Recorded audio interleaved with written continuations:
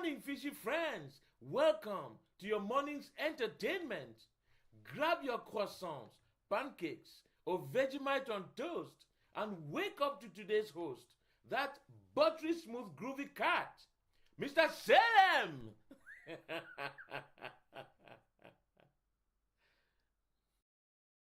Good morning, ladies and gentlemen. Welcome to this morning's entertainment. We're back after yesterday. Yep, when we did the restart recap again of the game. And we got up to where we got up to the night before.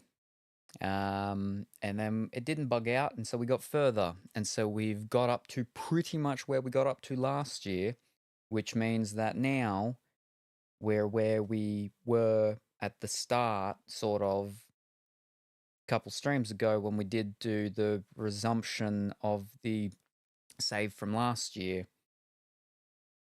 So we're finally getting into new story and progressing and advancing the main narrative of it all. So there we go.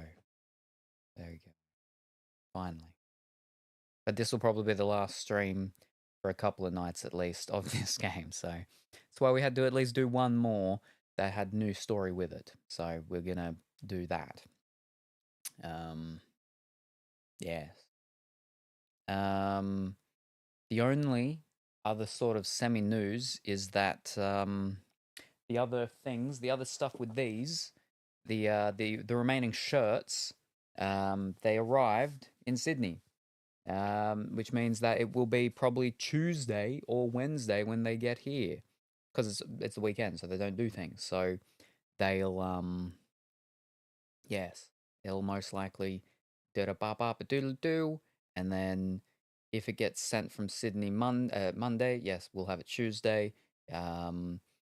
Or if it's done Tuesday, it should be done Monday, but it also depends on which courier it's been done by. Will depend on the depots and how it gets up here. But yes, no. So Tuesday or Wednesday, we'll have the shirts to go through finally, the final remaining ones, plus the jumpers. So there we go. There's that. Yeah, and that's all the news. There's no more news. I'm tired. I've only been up for maybe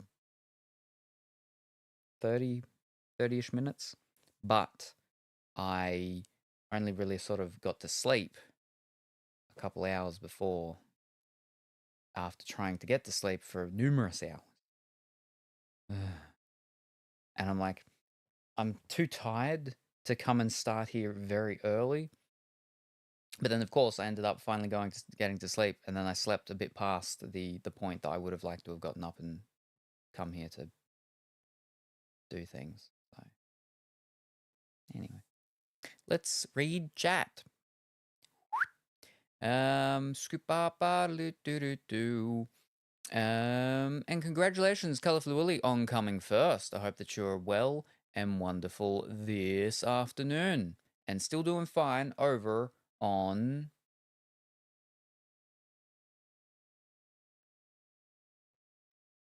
Volcano Island.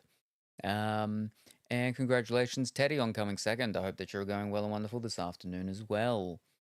And hi, Zatanna. Hope that you're going well and wonderful. I did go back to Disney Dreamlight Valley the other day. So, yes, exciting. And we'll be going back there again soonish. Soonish. And I've figured out the whole thing, I believe, about my missing raccoons. So, yes. And, hi, Big White Bear. Hope that you're going well and wonderful this afternoon. Goodbye, Spam. Hi, Salem. Hi, Zatanna. And good afternoon, Kuro. Hope that you're well and wonderful today. Hi, Salem. Hi, BWB. Who were you talking to? Are you making this up? There's no one here. You do know how Twitch works, right? Is that people talk to people in chat. They don't talk to just people that are, it's not a TV show. It's interactive. It's not just whoever's literally physically next to me. But hope that you're going well and wonderful today, nuts. But yes, so we're going back to Vampire the Masquerade, New York Coteries. And again, we pretty much caught up to where we got up to last year. The only difference is that we did, I think, one option that we didn't do last year. Because obviously it's been a year, it's hard to remember all the choices I made, but I'm pretty sure we've chosen pretty much almost all of the exact same things, except for like one or two. But we're going to go, if she's still there, the Hope one now, because we did do Hope last year, but then we backed out because she wanted us to film her doing erotic stuff. And there were like meat hooks, I'm pretty sure. There are at least chains. There might not have been meat hooks, but there were chains. Chains are okay. Meat hooks, not so much. That's getting into German snuff stuff. We're not into that. Ugh. But yeah. So that's what we're doing today for not too long. But we will be back to Nikki later today or tomorrow for a short bit, because I believe that's been the 3 days, which means that's the 7th day for the What's Called, so we'll have another 10 spin ready to go. Yes. Which means we will get another piece of the 5-star. Most likely. Anyway, let me move the stuff over, and then we can change the lighting. Bum, bum, ba, ba.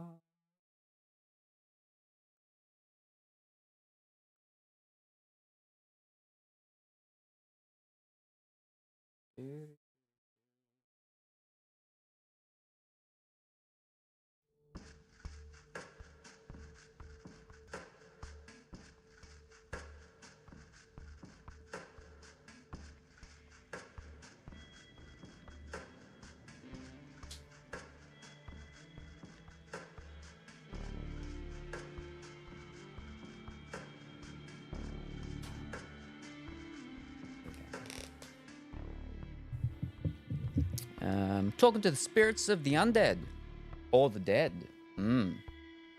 Or the... what do they call them in this? They don't call them undead. They call them something else. The re-dead?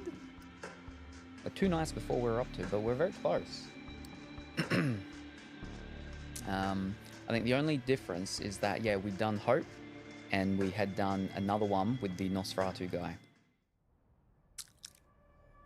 Not long after you wake up tonight, Gregory knocks on the door of your apartment. Hey, this is the first time we've actually seen Gregory in this playthrough. I came to pick you up. Ms. Langley wants to see you. Do you know what she needs me for? What if I don't want to see her? Well, my freedom was good while it lasted. Any idea what she needs me for? I'm not in the position to ask. He smiles politely. The car's waiting, shall we? You wrestle with the same thoughts as a few nights ago. Maybe you should just leave, disappear, let Sophie find somebody else to employ. But then you remember the Enarch thug being cut down by Kadir, and how close you were to the same fate not even a week ago, and that it still might happen if you step out of line. You follow suit. As with your previous visit here, Sophie seems not entirely present when you enter. Her eyes are locked onto one of the paintings in the room. You're pretty sure it was here earlier, but she's behaving as if she's seeing it for the first time in her life, entirely entranced. Gregory clears his throat, and Sophie turns to the both of you, a bit of irritation in her countenance that soon gives way to a pleasant, warm smile. You're here. Excellent. Thank you, Gregory. Her driver leaves, and she turns her attention to you. I hope you had a good few nights and made some new acquaintances, but I have to say, I am happy to see you, Salem. Thank you for coming. The change in mood, of course, is so sudden and startling, it makes you consider the true power of vampiric charisma. Rationally, you know you're being manipulated, but you don't even care. Her eyes, her emotions, her entire body language all feel 100% genuine in expressing legitimate interest in you and your well-being. I have a request for you this night. I need you to find somebody for me and make a delivery. She points to the statue at the side of the room. You notice a plain-looking flash drive lying on the edge where the inanimate archer's bow touches the pedestal. The man you'll be looking for calls himself Kaiser. He has eyes and ears all over New York, and it's rare for something to happen here without his knowledge. I'll need you to take this flash drive and bring it to him.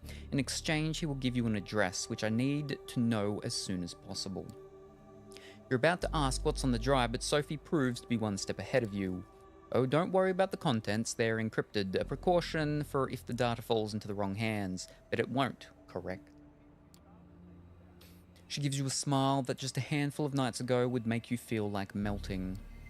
Oh, and Salem, Kaiser is a Nosferatu, that twisted, deformed lineage of kindred. He is old, and his age has made him even more paranoid than others of his clan tend to be. He holds many havens and changes them often. From what I've gathered, he or one of his servants should be found at the park on Coney Island tonight. You'll have to identify them somehow. I'm told Kaiser has spent many of his nights these past few years being driven around the city in a black limo. Maybe keep an eye out for it. That smile again, but much shorter. Excuse me. Anything more on Kaiser? Why do you need to trade with Kaiser? Why don't you look for Kaiser yourself? Oh boy, no. Anything more on Kaiser?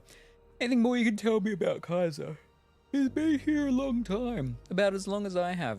He got into a lot of trouble exchanging information with both the Enarchs and the Camarilla in the past, but ultimately got off scot-free.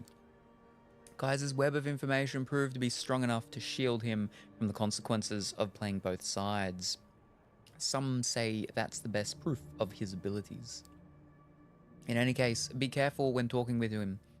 He's very particular about everyone's etiquette except his own. Good night and good luck. She flashes one last smile at you and turns back to the painting. Clearly done with the conversation, you pocket the flash drive and head out toward Coney Island. It takes you the better part of an hour to reach the lights and sounds of the Coney Island amusement park from the city. The drive is almost pleasant this time of night. Thank God for Belt Parkway. Alright. There are plenty of people here tonight, but nobody who stands out as a traveling purveyor of secrets. Then again, if they did stand out, it would be kind of pointless, right? Nothing to do but figure out the right approach. Ask around for Kaiser. Search for signs of Kaiser. Feeding opportunity. Ooh, we haven't fed in a while, and as you can see, there is some red around us, so we are starting to get hungry, so we shall feed, I believe. Temporarily stumped, you feel frustration building inside. You've come to recognize what this is. Hunger. The beast calling to indulge your vice and lash out. It has to be silenced. You take a short walk away from the lights into one of the less frequented poorly lit areas and see if any options reveal themselves. One does. An older homeless man has settled himself in a small niche between two buildings and has just begun, loudly but incoherently, praying. Hard to say who he's praying to, but he's entirely engrossed. Good for you. He barely sees you coming, and you bite down, trying to ignore the smell of unwashed body and soiled blankets underneath. The taste is, hold up, that's familiar. Yeah, this guy's on a party pill, or two, or you stop drinking. You feel woozy but happy. The world spins a bit, then starts spinning the other way. You get it under control.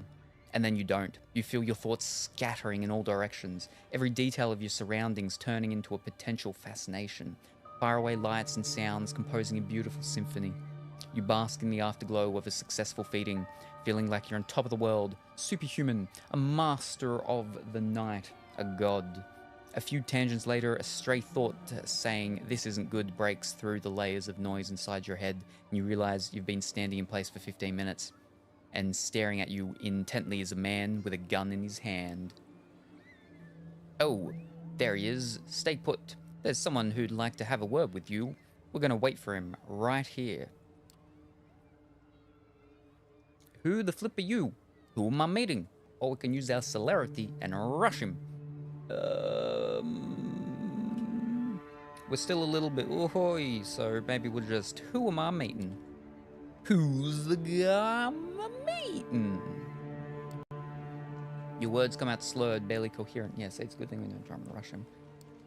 Somebody here's going to be pretty annoyed that you hunted in his domain, buddy. Gotta tell you, I'm not envious.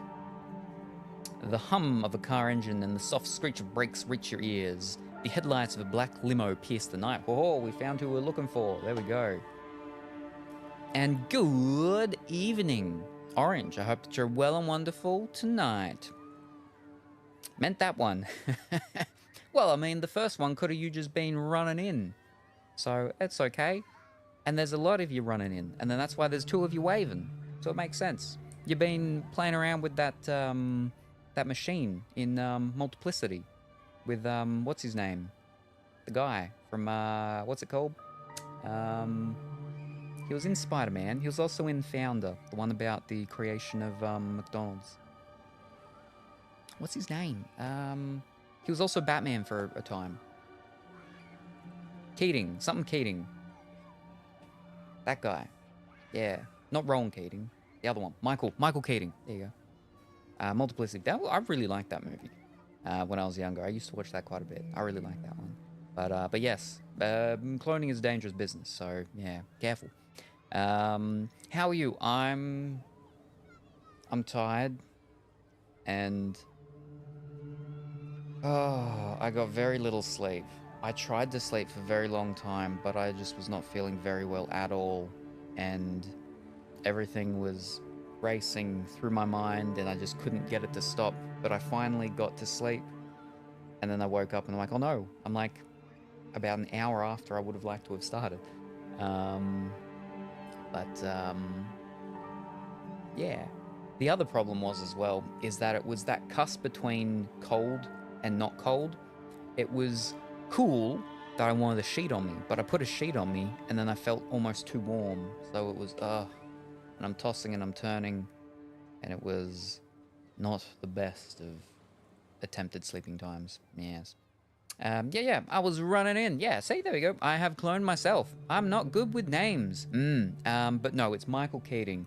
He was the father of the girl that was Peter Parker's love interest in the first of the newest Spider-Man.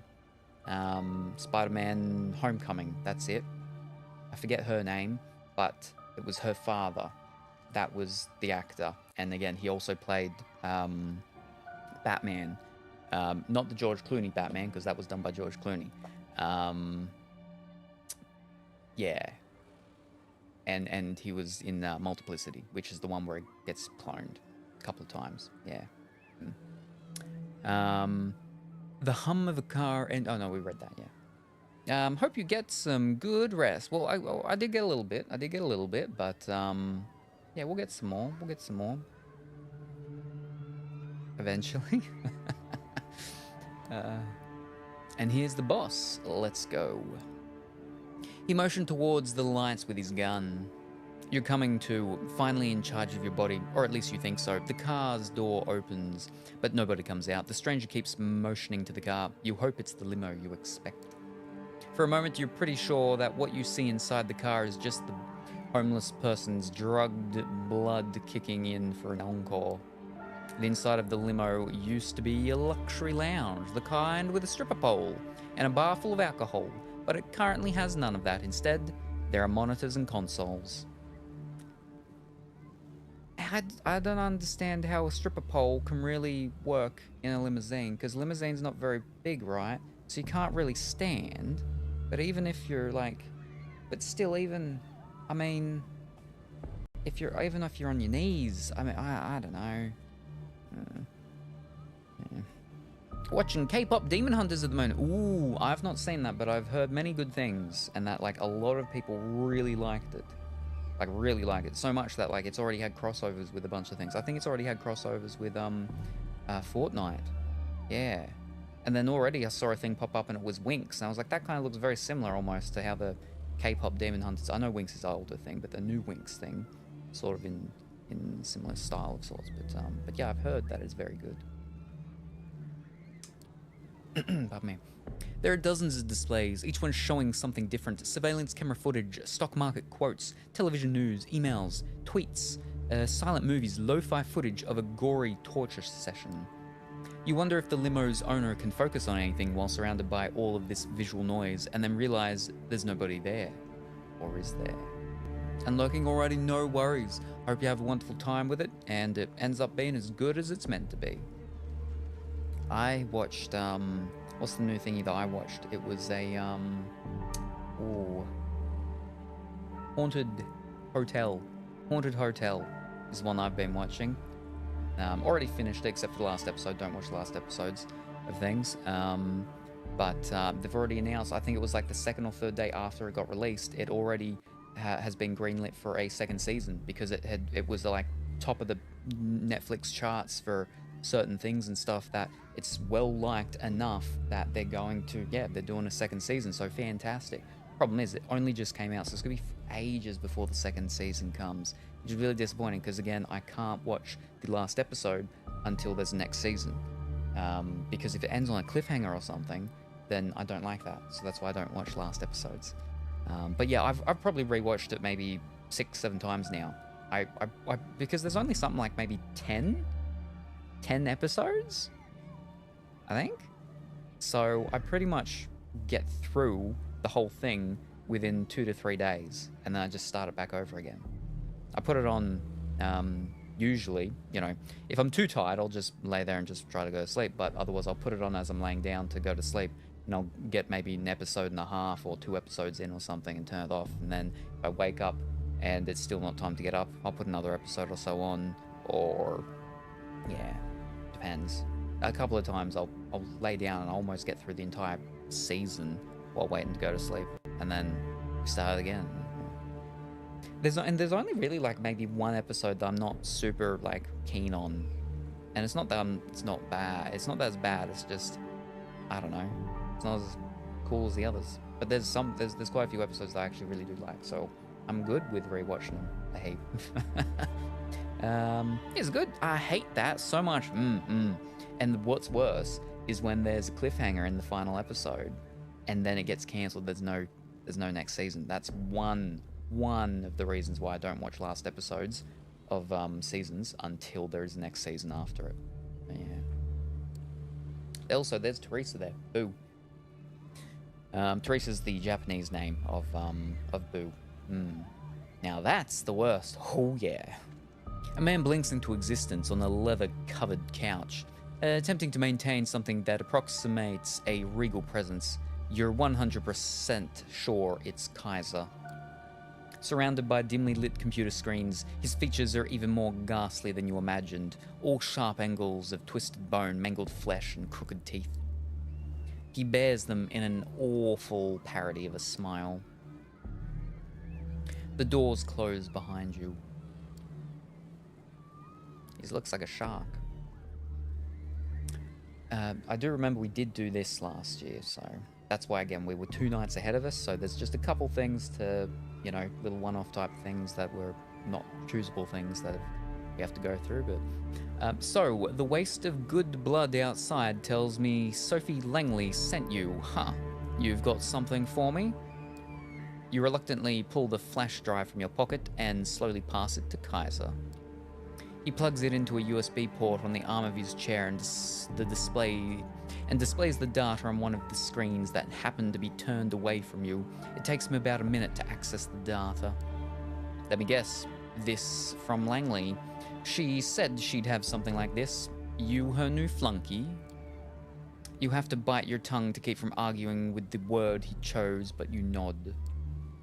Who do you people think I am? I saw this footage a week ago. He removes the flash drive and throws it back at you in disgust. Tell Sophie the deal's off. If she wants her address, she can give me something else. Ask him to give you a break. Ask how you can make it up to him. Presence, ask him to take the deal. I still don't think I'm in the right position to be doing that. Even though I've done it with humans, doing it with another vampire. And someone who's been around as long as Sophie. Again, after we went on a trip from that blood. Yeah, no. Ask how you can make it up to him. I'm sorry this proved disappointing to you, Mr. Kaiser. Can I do something to make it up to you? He seems genuinely impressed. Now that's what I like to hear. Yeah, in fact, I was just about to mention it. I have something in mind. We'll talk again soon. You do that for me? The address is yours. Now, would you be so kind to get the flip out of my car? You're pretty sure you're done here. You get out, close the door behind you, and the car immediately starts backing up. Your opaque windows slide past you, and soon the limo is on its way. Kaiser's lackey is nowhere to be seen, so you make your way to your car and drive back, wondering what tomorrow brings. But that's only half the night. Do you know the notes? You find the mystery of Agathon's research tantalizing enough to pay him a visit. Still haven't gone for Hope yet. That was the one we were going to do tonight. We were. Gift that keeps on giving. So we had done, I know that we've done that one last year as well, because when we went into our old save, it was something or other part 2 for D'Angelo. So we should get that one done. Because again, you can't see it, but we're only at half, the moon is at half of the night. So we've still got half a night to go before we have to rest. So the gift that keeps on giving, we'll go check him out. Excuse me. I do want to go and check Jezebel as well soon. Oh. Whoa. Maybe we should go to Jezebel now.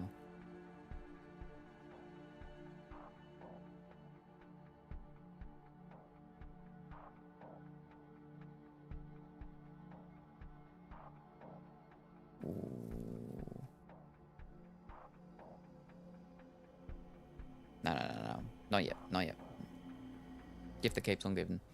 You make your way through the now familiar rusty maze of the grain terminal and up the stairs to D'Angelo's office. This time, however, you find the room firmly locked. There's a note pinned to the door. You rip it off and scan the crooked lettering. There's been another one. At the scene now. Come to Bed-Stuy corner of Pulaski and Garvey ASAP. Looks like D'Angelo could use your help. Better get going. As you approach the address D'Angelo gives you, the address D'Angelo gave you, a squad car passes you by. The sirens blaring. Following it, you make a turn from DeKalb Avenue onto Pulaski Street. Sure enough, the street is awash with red light and the 4 or so police cars parked on the nearest corner next to an ambulance confirm that you're in the right place. You move closer to what appears to be a New York's finest conversation, looking around in the hopes of spotting a familiar, if not altogether pleasant face. No such luck, and true to his Nosferatu lineage, D'Angelo is nowhere to be seen. You stop on the sidewalk across the street, trying not to draw attention to yourself. All of a sudden, one of the cops standing by the entrance of the building looks straight at you. He does a double take, and you instinctively look away. Bad move, you think to yourself, as you notice him making his way toward you. Calmly wait for him to approach. Start walking away. Make a run for it. We'll wait for him. Not allowing panic to set in, you stand your ground, doing your best ordinary citizen impression. The cop waddles across the street towards you, his sense of authority putting that extra spring in his step. You try to remain calm, even as he puts his hand on his holster. Fiddlesticks, you can't help but mouth the word. This is about to get messy. Suddenly he stops, as if instinctively realizing that he was just inches away from a grisly demise. He waves at you dismissively and yells in a thick Brooklyn accent. Hey, I don't know what a Brook accent is. This is an active crime scene. Be on your way. Relieved, but trying not to show it, you put on your grumpy New Yorker face and start to walk away. As you make your way past the dark alley, someone grabs you by the arm and pulls you into the shadows. If the smell of cigars and cheap cologne don't give him away, the gravelly voice sure does. Nice save. I mean, dumb to show your face around here in the first place, but still. Come on, I'm parked around the corner. Before you know it, you're sitting in the passenger seat of a busted old sedan, parked half a block away, giving you a nice view of the police gathering. We can take him. Nah, we're good. We don't have blood around. Let me talk to them. I'll get us in. Do your shadowy, skulky thing. Hey, how about you do your shadowy, skulky thing? Maybe you can find some way to let me in from the inside. Shadowy, skulky thing. Poor kid. Childish phrasing aside, it's as good as any. It's as good an approach as any, I guess. Without another word, he gets out of the car and heads for a nearby back alley. You watch in silence as he disappears into the shadows. A minute passes, then another one, and another. You begin to worry. What if there were more cops inside? What if your moldy partner has gotten himself in trouble? Suddenly, a shadowy silhouette appears in one of the windows on the second floor. Looks like he made it in after all. At least, you hope it's him. The shadow waves at you and points to the corner of the building opposite the two cops. You get out of the car and quietly make your way towards the alley. Sure enough, you find that fire escape ladder has been conveniently dropped for you. Good work, D, you mumble to yourself as you climb to the second floor. Finding the crime scene proves easy enough. You just follow the yellow police tape, and before you know it, you're standing in the middle of what used to be someone's living room. The place has been completely trashed. Knocked over furniture, shattered glass, the works. Looking around, you notice a sign scribbled on a nearby wall. It reads, "His gift, our fate." You're no expert in typography, but the crooked letters look similar to the ones you saw back in Red Hook. Sure enough, there's very little in terms of blood, save for the occasional stain that's bound to end up on the carpet once you toss someone through a glass coffee table. D'Angelo leans against the doorway. He seems lost in his thoughts, sucking on his cigar compulsively and mumbling to himself. You lean over a bit, trying not to make it obvious that you're listening in. You manage to catch the last few lines of his monologue. The night's been kind to them so far, but the questions kept piling on, and now they've found themselves amidst the wreckage of another life. It was up to them to sift through the debris and come up with a neat little pile of answers. Suddenly he tenses up, as if sensing your eyes upon him. Feel free to chip in, kid. Anything catch your eye? This place is a mess. Another piece of graffiti. No blood, same as before. No blood, same as before. At least none spilled, so what does that tell us? Might be the kindred we're after. That this was a feeding. That the killer is kindred. Might be the one we're after. Might doesn't make right. Let's not make assumptions until we see the body. Still, the pattern is consistent. Gosh darn it, I hate where this is going. Which is why it looks like you were right. Which is me being right. About thin blood involvement, I mean. Anyway, looks like we're not getting any more out of this place. No way around it, we gotta see the body. Is that really necessary? Are you protecting thin bloods? Sure. Might as well be prudent. In for a penny, in for a pound. Might as well be prudent. My thoughts exactly. The Duskborn have it bad as it is. If I'm gonna accuse one of them of breaching the Masquerade, I want solid evidence, and I mean rock flippin' solid. Lucky for us, I might know someone who could get us an audience with our dearly departed. Ugh. To your surprise, he pulls our cell phone, a busted old clamshell. He flips it open and spends a good minute browsing through the contacts, muttering to himself. Finally, he makes a call. Hey, you know who this is. Yeah, that favor you owe me. Time to deliver. Listen, I know you got a fresh one. The murder in Bed-Stuy. I need to take a look. Yes, now. Yeah, you'd better. With that, he hangs up and gives you his trademark wry smile. Aren't cell phones forbidden? We good? So, we good? Yeah, we're good. Next stop, Kings County. Kings County, the breeding heart of Brooklyn. The bleeding heart of Brooklyn. Flipping body over there, person walking. It's beating as hard as ever, with ambulance after ambulance bringing in sick and wounded New Yorkers to be pumped through in the tight arteries of the healthcare system. It's a dangerous place for a kindred to show their face, incessantly crowded and full of people who specialize in noticing all sorts of physical afflictions, especially the sort that make up the very essence of a vampire's existence, for instance, death. Thankfully, your business here tonight keeps you away from the hectic human hive of the ER. We call it ED over here. Instead, you follow D'Angelo to a relatively quiet part of the underground parking lot that's closest to your current point of interest, the Kings County Morgue. Having found yourself a convenient and suitably unlit spot near the hospital wall, you wait patiently for D'Angelo's contact to appear. Every now and then, you glance over at the undead gumshoe as if to make sure his moldy mug isn't showing any signs of worry. It isn't, or at least he's very good at hiding it. Finally, after 30 minutes or so, a lone figure emerges from a side entrance. As the human-shaped shadow walks by, you're quick to recognize him as the EMT you saw back at the murder site. Ooh. Clearly nervous, the 20-something-year-old redhead can't seem to help but look back and make sure no one is following him. Finally, he stops and lights up a cigarette.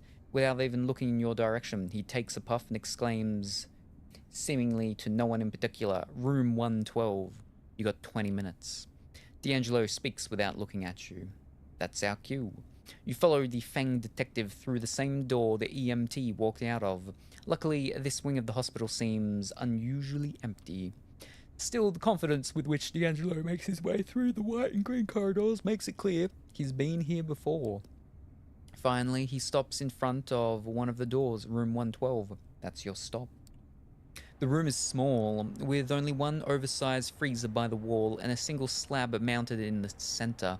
Sure enough, the body of a middle-aged man is splayed out on its steel surface. Even for a dead man, he seems unnaturally pale. Extreme blood loss will do that to you. Try as you might, you can't help but look at the man's face. His features twisted in abject horror. This was not a peaceful death. Looking closely, you notice two small puncture wounds on the victim's neck. If ever there was a clearer sign of a vampire attack, you've yet to see it. Looking over at D'Angelo, you notice his lips moving in a familiar fashion. He's narrating again. Before he can utter an intelligible word, you cut in with a remark. Sucked dry, just like the last one.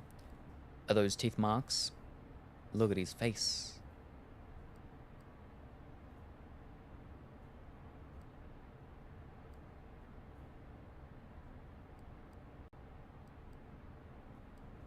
Look at his face. Flip. The look on his face, it's like nightmare fuel. No kidding. Which means he was awfully aware all the way through. He knew he was dying. Which, combined with the blood loss and the teeth marks on his neck, confirms our hypothesis. We have a serial thin blood on our hands. Fiddlesticks. As if on cue, the door swings open. A tired-looking man with a stethoscope around his neck walks in. With his eyes fixed on his board, he doesn't appear to notice you yet. Feeding opportunity. Get him. Lie your way out of it. Hide behind the freezer.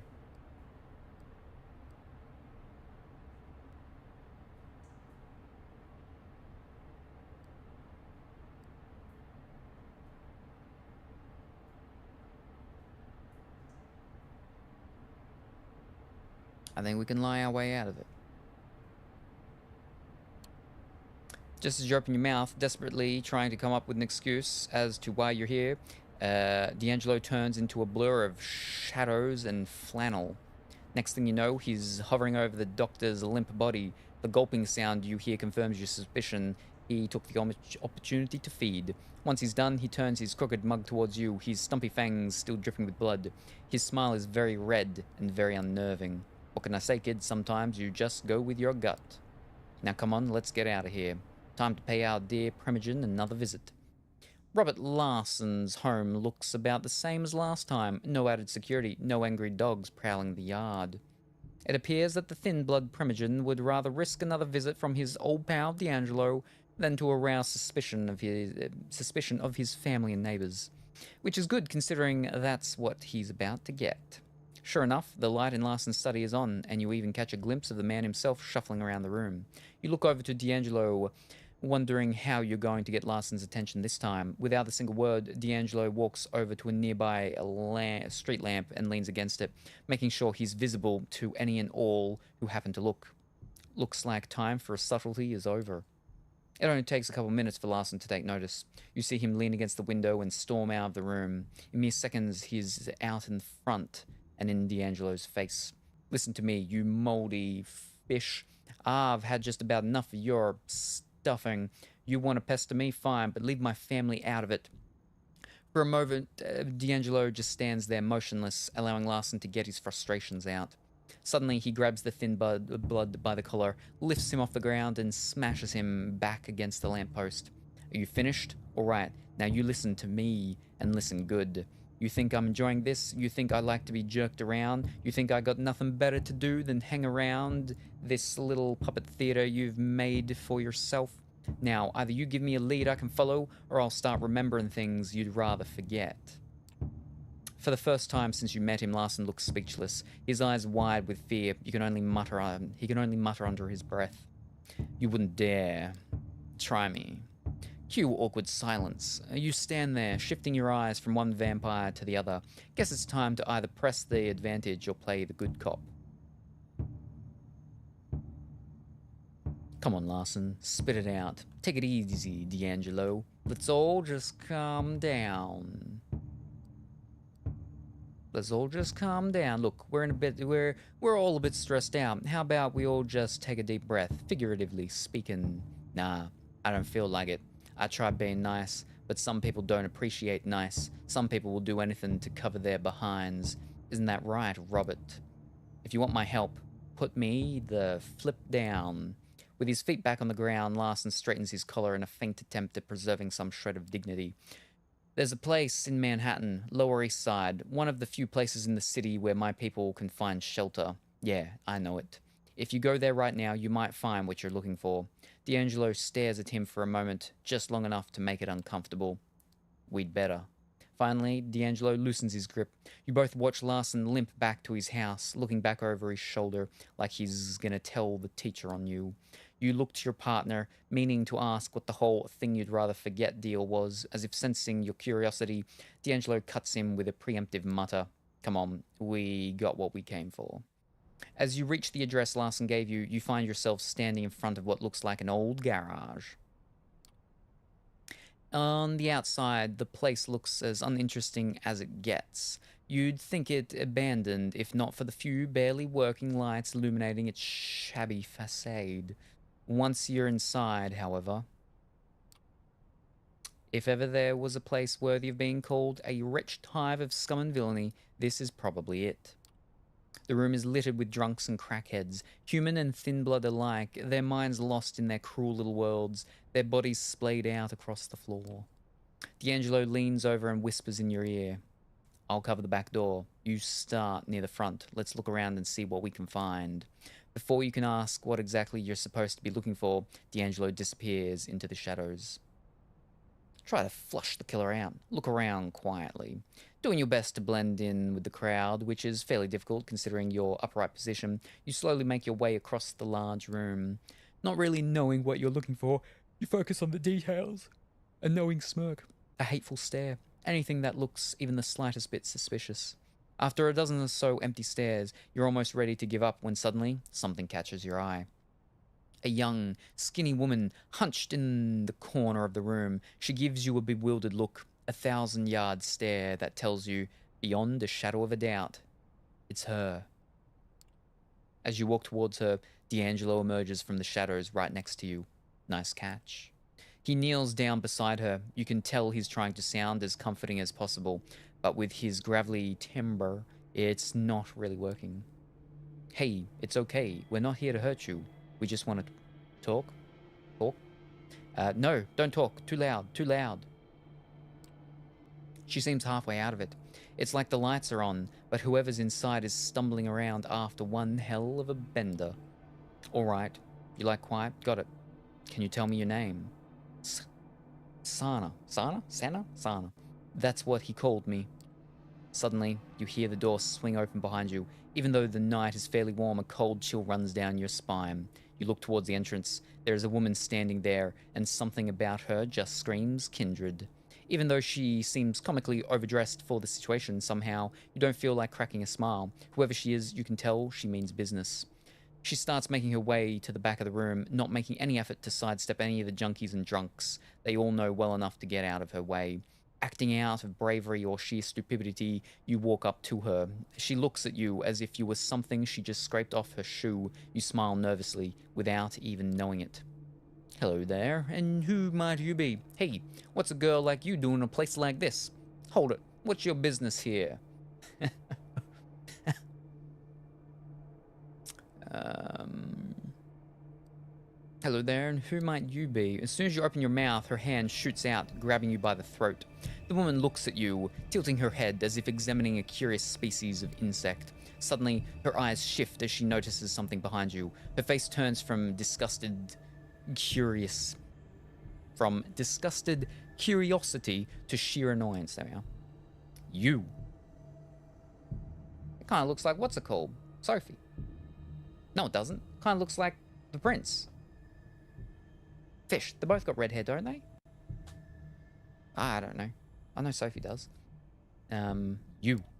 Hey, Val. That's my assistant you got there. Do you mind? She rolls her eyes. You feel the grip on your neck loosen and you awkwardly fall to your feet. She makes her way towards D'Angelo, pushing you aside like a rag doll. Where is she? You're gonna have to be a bit more specific, darling. Don't play coy, Ginny. The manslayer. I know she's here. A blood hunt has begun. By order of the prince herself, the girl is to meet her final death. Hold your horses, honey. I'm conducting an investigation under the auspices of the sheriff. That counts for something, too. Look, sweetie, I'm not here for some clit measuring contest. You want this to get ugly? Be my guest. Otherwise, I suggest you step aside and let me do my job. By all means. He steps aside in a comically exaggerated fashion. You look at the corner where you last saw Sana, but find no trace of the girl. Well, I'll be. I could swear she was just here. Valerie looks at D'Angelo. She smiles softly, but you can tell she's trying very hard not to rip his head off. You'll regret this. Story of my life. Without another word, she turns on her heel and storms out. D'Angelo waves his hand in your general direction. Come on, kid, let's get out of this place. As you emerge from the said place, you feel the cool night breeze caress your face. It's soothing and almost makes you forget how terrible the last few hours have been. Almost. Okay, kid, I know you've got questions, but it's getting early and I don't feel like having a Q&A session right now. For now, you get one question. Make it count. Who the flip is this Valerie? Do you know where the girl went? What do we do now? Ooh.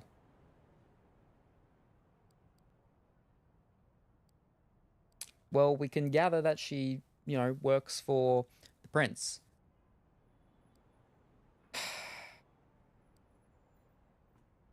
Yeah, do you know where the girl went, I think? Do you know where the girl went? It's still hard to believe that girl is our killer. Do you know where she ran off to? Not sure, but I might have some ideas. The important thing is we know who we're looking for. Too bad Valerie knows it too. She's a scourge, kid. Part enforcer, part assassin. All around, pain in the behind. We'll be seeing more of her, you can bet on that. And before you ask, yes, we've run into each other in the past. No, I don't feel like talking about it. Alright, kid, I don't know about you, but I'm turning. I'll figure some stuff out and keep looking for our girl. Feel free to swing by the office in a night or two. And with that, he stumbles off into the distance, not even bothering to keep to the shadows. Can't say you blame him. It really has been a rough night. Now, and it's almost daytime, so now we rest.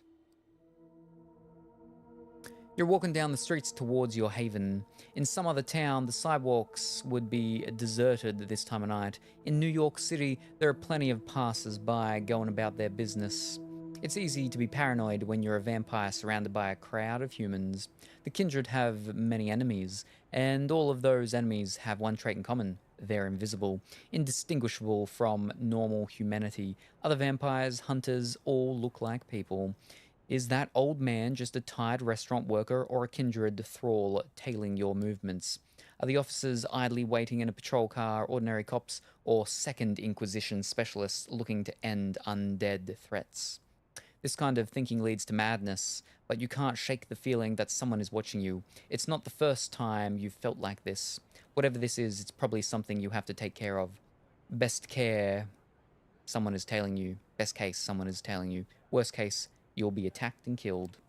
Unfortunately, being undead has its limitations. The sun is coming up and you'll burn to a crisp if you stay on the streets. You reach your haven and settle in for the day. disconcerted by the idea that someone might know where you sleep. Woo.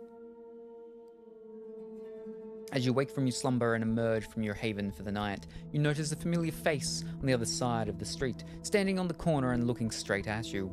It's Kaiser's lackey, whom you met recently, Jackie. We didn't know his name. I don't think we did. He nods to you, encouraging you to approach. His hands are outside his pockets, and he seems pretty relaxed. He's keeping his eyes on the street, though, as if making sure you're alone. He smiles awkwardly when you approach.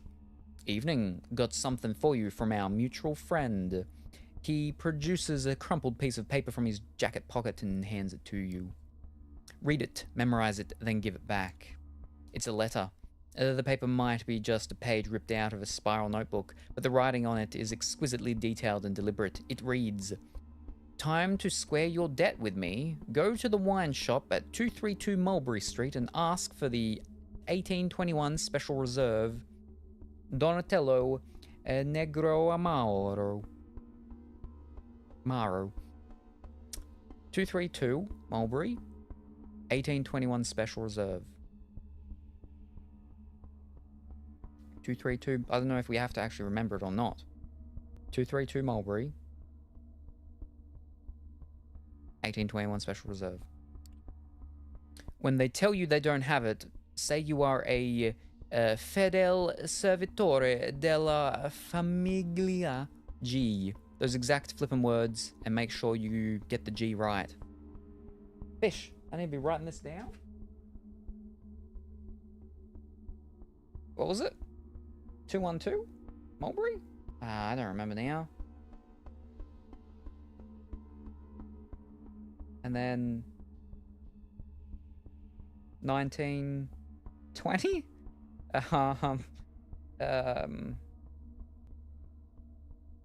And then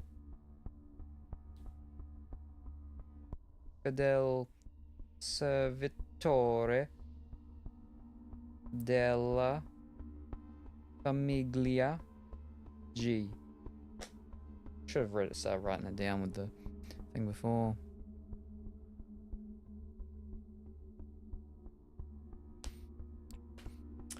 You'll get the bottle. Just take it and leave by saying grazie. Don't ask how much it is or anything else, just walk out.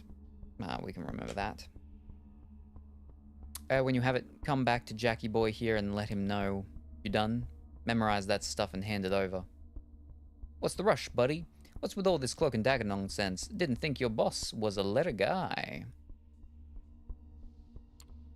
Didn't peg your boss for a letter kind of guy. It's electronic communication. Isn't electronic communication his whole shtick? Yeah, well, some things are better done the old-fashioned way. You're about done with the letter? You note the phrases and address mentioned in the letter, then hand it back to Jackie. He immediately reaches for a lighter and burns the letter, putting out the ashes with his boot. So yeah, when you do what the boss asks, come back here so I can tell you where to go next. I'll be in that alley over there, so find me when you have the item, whatever it is. I don't know when the boss made it extra clear that I shouldn't care, so I don't. See ya. He shuffles away and leaves you to pursue the lead from the letter. Time to pay a visit to Nolita. You arrive at the address. Is that a gym? Mention the note. Not counting local restaurant patrons, the street is mostly empty at this time of night, but curiously, the wine shop is still open. Inside, a small, middle-aged woman with curly hair stands behind the counter in front of a wall filled with wine bottles. There's a door at the back of the room with a small table and chair, occupied by a man in a black faux leather jacket with slick combed back hair. He's reading a newspaper but pauses as a little bell rings when you open the door. He takes a sip from a small, steaming cup, then gets back to his broadsheet. Good evening. How can I help you? Be direct. I would like a bottle of the I didn't need to write down.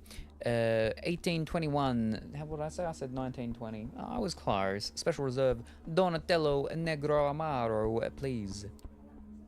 Let me check our stock. She seems to be looking through a database on the laptop sitting on the computer. She puts on a polite smile. I'm afraid we don't have that one at the moment. Sorry. Recite the phrase, straight and simple. Casually recite the phrase. Recite the phrase and reassure her. Recite the phrase, straight and simple. I'm a fedele servitore della famiglia G. Ah, in that case, let me see if we have any in the back. Wait here, please. The woman leaves the counter and goes through the doors in the back. The man by the table puts down his newspaper and takes another sip of the cup, washing it down with a gulp of water from the nearby glass. He tries to hide it, but there's no doubt he's watching you. About a minute passes. Remain silent and wait. Chat the guy up. Borrow the guy's newspaper. Mind if I borrow your newspaper? The man takes out a pen and ostentatiously begins solving a Sudoku puzzle, his eyes darting to you every so often.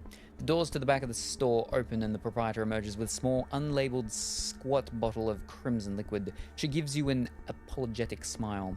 Scusi. Sorry for taking so long. Turns out we did have it. She offers you the bottle and you reach out to grab it, but she retracts it. You do know what this is, don't you? Wise wine, of course. Presents. I'll be taking this. Thank you. Ooh. It could be interesting because there is the other person there who's clearly paying attention. But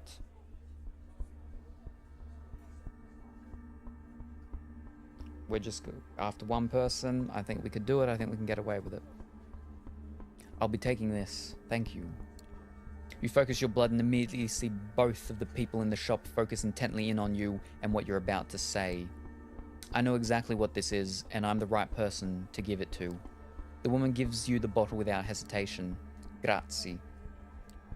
Deciding you've pushed your luck far enough, you nod and exit the store, then take a brisk walk to your car. Nobody follows you as you leave Nolita and drive back to your apartment.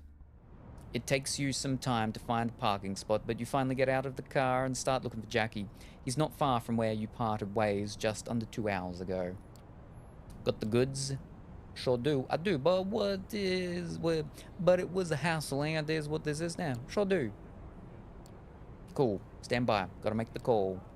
Takes a few more steps into a narrow space between two buildings and takes out the same high-tech phone you saw him carrying last time. Hey boss, yeah, they have it. Where do I point them to? Okay, yeah, I'll tell them to go there right away. He puts the phone back in his pocket and turns back to you. Willets Point, half an hour, so you better step on it. See you around. With only a flippant salute, Jackie starts walking down the street. You make your way back to the car and drive. You had to push the speed limit to make it on time, but you're here. Willets Point is quite a change of scenery. The place is a post-industrial dump, the nearby stadium notwithstanding. You stop your car once you realize that if you go any further down, the potholes will kill your chassis. You step out into one of those gashes in the asphalt, splashing in the ankle-deep water. Ah, shucks, and I was enticed, and everything. Was gonna buy their entire stock. Kaiser's limo is nowhere to be seen. In fact, the whole place is pretty much deserted, other than the apparent proprietor of a lonely bar, middle-aged woman who's just locking the place up. Wait for Kaiser. Look around for Kaiser. Feeding opportunity. Bar owner.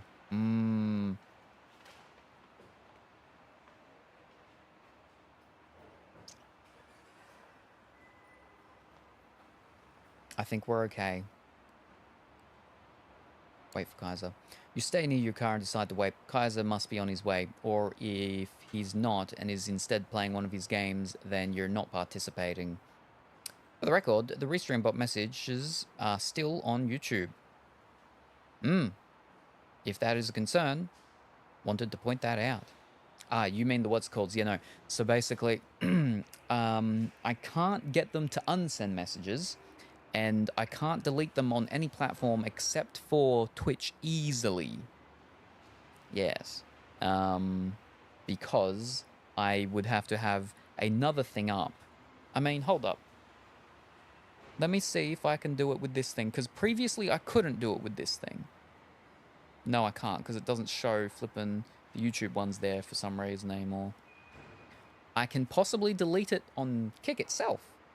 And I can get rid of it on Twitch, but not YouTube unless I had a whole separate window open of YouTube, unfortunately. So, unless it ever ends up actually being something problematic, but usually very problematic things end up getting not through anyway. But yes, but thank you for letting me know nonetheless. You're not participating. You've got what he wants. Let him come to you. The bright lights of a car pulling over down the road some 10 minutes later catch your attention. It's a black limo. Kaiser is finally here, it would seem. I can be problematic, if need be. Ho-ho. Same as last time. The car door opens, but nobody comes out. You know the drill. This time, Kaiser is visible when you look inside. You sit down and close the door behind you. So, you pulled it off without a hitch then? Give it here. You hand the bottle over to the Nosferatu. He uncorks it gently, takes a whiff, and puts the cork back in. Yeah, that's the stuff. Good job, kid. Considering your debt paid. Oh yeah, and also, take this. It's what Langley wanted. He passes you an envelope with what feels like a thick card inside. Thank you, Mr. Kaiser. Now we're even. I think you still owe me a bonus. Ho-ho. Thank you, Mr. Kaiser. Yeah. I'll send Jackie over if I ever need anything else from you. How about that? Time for you to get out now. He waves you out of the car. With the envelope in hand, you get out, back onto the torn asphalt in decrepit surroundings. The limo slowly drives away. Finally, you can return to Sophie and bring her what she wanted. And we go straight there. Gregory lets you in. You hear a shrill, unpleasant laugh, and you realize Sophie's having a guest over. He's the man from Elysium, the one with the glasses and good taste in suits. You didn't have the chance to talk to him last you saw him, because when we did, it bugged out and we skipped the whole day. Salem, so glad to see you. Tell me, did the two of you previously meet? The man doesn't wait for an answer. He approaches you with an energetic, almost dance-like step and puts out his hand. Thomas Arturo, I've heard about you. Pleasure. Thomas is a great source of gossip and an excellent conversationalist. I also have the prince's ear, which is the primary reason dear Ms. Langley wished to speak to me tonight. Good gossip, even coming from me, isn't nearly as valued. Sad. Sophie is taken aback by the man's direct comment, but smiles politely. The awkward atmosphere is broken again by the guest's grating laugh. I kid, of course, I kid. Well, I was about to leave anyway, so I'll leave you two to it. Good night, Sophie. Salem, Greggy boy. Sophie's driver opens the door for Arturo, and the guest steps out with a single wave of the hand towards his host and you. The door closes. What's his deal? What a creep. He's quite the character, isn't he? Yes, quite. But he has his uses. Thomas has clout in court and access to many juicy details on everyone from the prince to the lowliest primogen. It's useful to have him on your side, even if his eccentricities require some patience. Speaking of patience, you have been putting mine to the test lately. Did you manage to contact Kaiser and inquire what I asked for? Yes, but I had to do another job for him first. I have it. Sorry for the wait. I'd appreciate more go. Yes, but I had to do another job for him first. I have it. Sorry for the wait. I do have it. He gave me this card. Apologies for keeping you waiting. She retrieves the envelope from you. What's important is that you have it. Did he give you trouble? I had to deal with his servant first. I had to retrieve a bottle for him. He is just not a great fellow. Had to retrieve a bottle for him. He made me go on an entirely separate escapade to retrieve a bottle of wine from a store in Nolita. Had to use codes and phrases and whatnot. Wine shop, code phrases. That degenerate pest. She's visibly agitated but calms down and smiles at you. Don't worry about it. I'll make sure that whatever Kaiser had you do, it'll blow over. Ooh. Oh dear. She opens the envelope and looks at the card. You notice the same lettering you saw on Kaiser's note from before, but can't see the details. Her eyes widen. Yes, excellent. I need to call in some favors. I will likely be busy for the next few nights. You have my permission to show some initiative, my dear charge. I will contact you soon. With that, Sophie ushers you outside, and you are left to do with the rest of this night's hours as you like. We're at half the night. Also, I have now realized that I haven't seen any attention to the plot of this game whatsoever. Ugh. We've gone through it like 2 times. Actually, more like 3 times, really. Well, I mean, starting from last year, when we did it all, and then But this is looking very similar to where we were at. I mean, we didn't have that one. I think we had something else up there. Strange Bedfellows was there. In our other save, Strange Bedfellows is there. Somebody's Watching Me Part 1. Jezebel's there. But there's also something else, I think. There's also another one. But I mean, previously we had done that one, so we would already be an extra night ahead, right? Right? I can prove it. Give me a pop quiz, and I promise you, I can't answer a single question. Plot? Why have a plot when you can have reading? But isn't that what people like? That people are all about the plot. I mean, isn't that meant to be the reason why people watch anime? Is for the plot or something like that? I don't know. It's something like that. People just want the plot. Again, I still want to do her, but haven't done her yet. But at the same time, I know where it goes, and I don't know if we want to do that. I don't know if we want to be more adventurous this time. So, ooh. Maybe we'll go Juno and Agathon. That'll finish our night off. Or we could go with Jezebel's Childer. Ooh.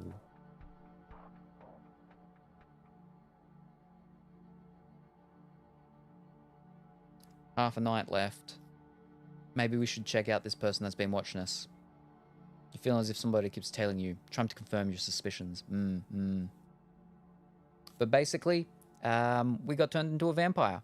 And then the person who made us a vampire, because of how the laws go, because they skedaddled and ran off, we get punished for them turning us into a vampire, which means that now, yeah, we would have been killed. But that lady, Sophie, stepped in and was basically like, if I, work with her and do things for her and stuff like that, she'll attempt to spare my life and take me under her wing. She'll become my sire. I'll become her child. So we said yes, and we're doing stuff for her, but we've also got to go out and, make our own coterie, which is a gang of vampires that, are a clique of sorts. And that's sort of what it's about, and we're doing with this fellow. He's Nosferatu, detective guy. We're solving crimes with him. This guy, he's a Malavaclian, I think. No, he's not. She's the Malavaclian. Yeah, she's the Malkavian. He's a something else. The magic one. The blood magic sorcerers. And he's on a mystery hunt thing too. This lady, we haven't touched her yet. She's a gangrel. And then that's the Malkalvian. We'll leave her. We might... No. We got to go this person who's, been watching us. Figure out what's going on there. I recently managed to put together the plot of Animal Pictures, No Text for 3-year-old children. I think it's a metaphor for the troubles of raising a family of 3 without support. Animal Pictures, No Text. Animalia? I think Animalia has text though, doesn't it? Maybe talking about a different book with animals. Anyway. Someone who's following you around has been for a few nights, maybe longer, and that can't be a good thing. The only question is what to do about it. It's a book with pictures. Yeah, Animalia, because you said animal pictures. Provoke the stalker to appear. Tell Sophie you have a problem. No, I can't, because... You venture out in the streets with the goal of letting your stalker know you're aware of being followed. It's time to stop this ridiculous charade. It's raining outside, and as you step onto the street in front of your haven, you wonder whether that'll help you. Will you be able to see the footprints of your stalker in puddles on the ground? Not sure where to start. You slip a few bills to a homeless man and chat up the guy who runs the local bodega. Both of them talk your ear off about strange characters hanging around, but none of their stories seem right to you. Walking the streets, you're convinced by turns that everyone you see is an enemy agent out to get you, and that your stalker has decided to take the night off.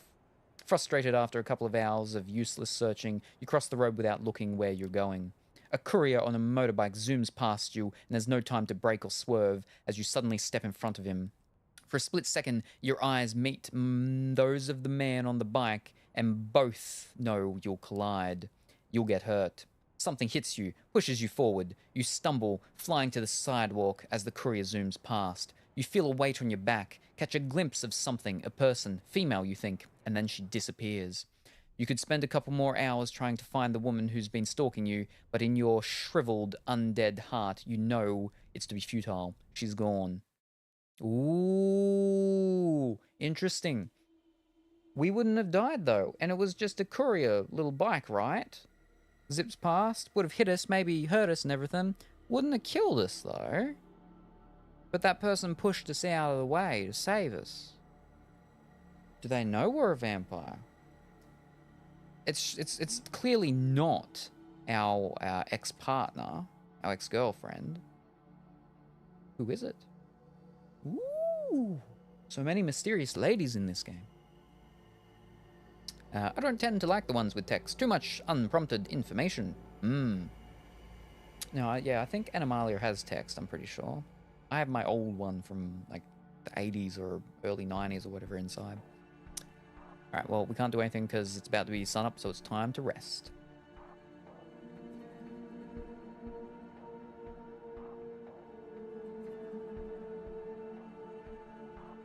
Ah, this is looking more like it. Noisy reporter. There's a sleazy reporter from a gossip magazine sniffing around Sophie's Haven. She could use your help with the problem. And then Faith and Mystery Part 2. I think this is exactly where we're at. So I think is day 8 or whatever, right? I think this is where we're up to in the other one. These are all the exact same except for that one. And that one. Because so I think what we'll do... Where are we? It's still pretty dark. It's only just past 5. We'll be able to get in at least one more night. We might be able to squeeze into. We'll see how it goes. But I think we'll go check for... he blends into the crowd before you can get a good look at his face. You check your pocket. Note. Looking at Manhattan Bridge. Come over.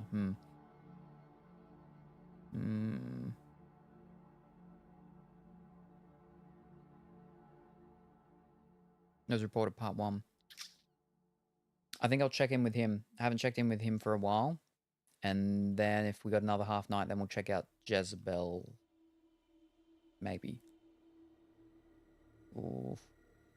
I'm good at pretending, though, because you can't read. I take the letters, sound them out, then pronounce those combinations as if they form words. So far, a lot of people are convinced. Fake it till you make it.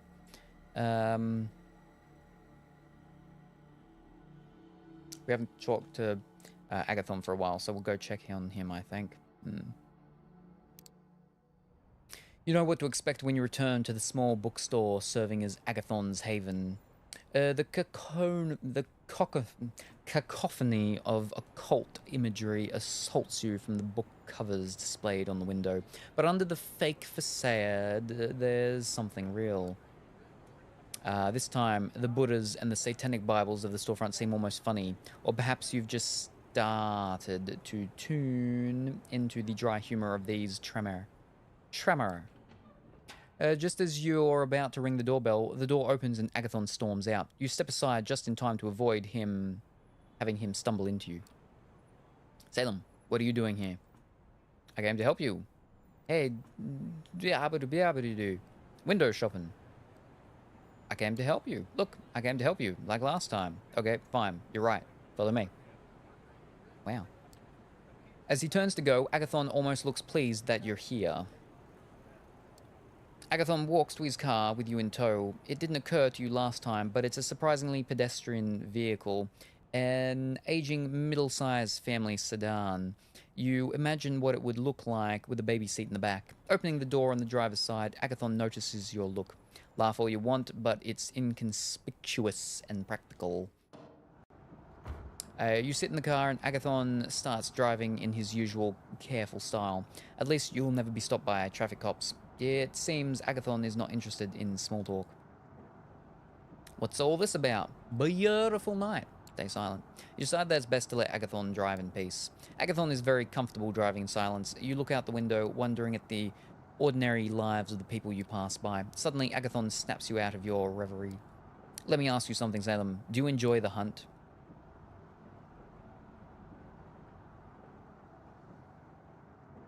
No, not really. No, I just can't get over the fact that I used to be one of these people, the prey, a short time ago. Even if it feels good in the moment, in the long run, it doesn't. I know how that feels. Many kindred are suspicious of the tremor, but I believe that we are on the verge of discovering something that will be a great boon to our kind. For a second, Agathon sounds so sincere. You take a look at him to make sure he isn't joking. It doesn't seem so. You exit Manhattan over the Brooklyn Bridge and soon reach the site of the nightclub that seems to be your destination. It's on the riverfront, a converted former warehouse. With a start, you recognize the place. The club where fate latched its cold, grubby hands onto your soul. You wanted to party, but instead you became a monster. How's that for a hangover? After Agathon parks the car, it's time for you to enter the nightclub. You glance at the tremor, evaluating him. It's obvious this is not his kind of place. There's a good chance the research notes are here. Research notes. So it's not certain. Let's go. So we're looking for research notes. Yes, and that's all you need to know. There's a line into the club. It looks like a popular spot, even if, based on the crowd, it's not exactly a place for supermodels and celebrities. Wait in line. Presents. Charm the bouncer. You walk up to the man at the door and smile. Hey, you remember me, right? Mind if I go in? The bouncer looks at you, taken in by your supernatural charisma. It doesn't matter whether he really remembers you or not. Sure, go right in. Have a great night. You walk into the club, ignoring all the people standing in line. The music beats down on you, bringing with it memories of a human existence. The first time you went dancing with friends, when you flirted with someone on the dance floor. This time it's different. You're a predator, and everyone around you is prey, tightly packed, twitching sacks of blood and tissue. You sense the emotions all around you, blood tinted with happiness, lust, rage, jealousy, love, a buffet of sensations. Buffet. Focus. Keep an eye out for trouble while I look for what we came to find. You nod and follow Agathon through the throng, trying to ignore all the warmth, flesh, and circulating blood around you. Feeding opportunity. Drink from a club goat. No, because they're probably taking drugs and it'll trip us out again. Focus on helping Agathon. We do have red around us. Oh boy, we gotta be careful. Eyes on the prize. You came here to help Agathon, and that's what you'll do. Agathon wades through the dancing people with purpose, but you have no idea how he is searching for the missing research notes. Perhaps he's using the enhanced senses of a vampire or some esoteric sorcery. At least he seems to know what he's doing. Juno. You swerve to avoid a drunken man who was just about to spill beer onto you and try to see what Agathon is looking at. A young woman, intense, purposeful, a little out of place at the nightclub, just like you and Agathon. Juno, should we leave? Is she looking for the notes too? Let me guess, she's after your research notes too. They're not my research notes, but yes. The woman, Juno, elbows a drunken man out of her way and points a finger at Agathon's face. Agathon, you traitor, don't you dare stand between me and what's mine. You look at the woman in surprise. Her appearance stands in contrast with the anger in her words. Juno, you know Aisling will not let you leave with the notes. Perhaps she won't let you leave at all. Juno pulls close to Agathon's face and stage whispers loudly enough for you to hear her over the music. You're still so brainwashed that you care about what Aisling flippin' through her bridge wants. I'm done jumping through her hoops. I don't know what I saw in you, Agathon. You're such a lapdog. Brainwash. Let's not forget the Masquerade. She's your ex. Ahoy.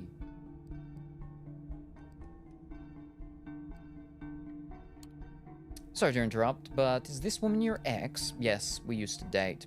Maybe we still would if you weren't such a flippin' coward, Agathon. That's not fair, Juno. It's fair and you know it. You're too busy licking Aisling's boots to realize what we had. Aisling doesn't wear boots. Don't correct me. With a start, you realize Juno is genuinely upset. It's hard to say how long ago they broke up, but the wounds are still there. You're the kind of man who takes the side of his boss over his girlfriend. Juno's eyes glisten red with the blood of her tears. You look at Agathon with uncertainty. It was for your own good. Juno steps back, suddenly cold, ignoring the people dancing all around. She stares hard at Agathon. The past is past. The traditions are dead to me. You won't stop me, Agathon. I'll make sure of that here and now. You know I have the power. No, Juno, please. Agathon sounds panicked. He's not worried about his own survival, but of the possibility that Juno is going to unleash a genuine Masquerade breach. Reason with Juno. Suck a punch, Juno. Presence. Calm down, Juno. I don't know if I've got enough to calm down. Another vampire. This could go very bad. And I'm already I need to feed. Oh boy.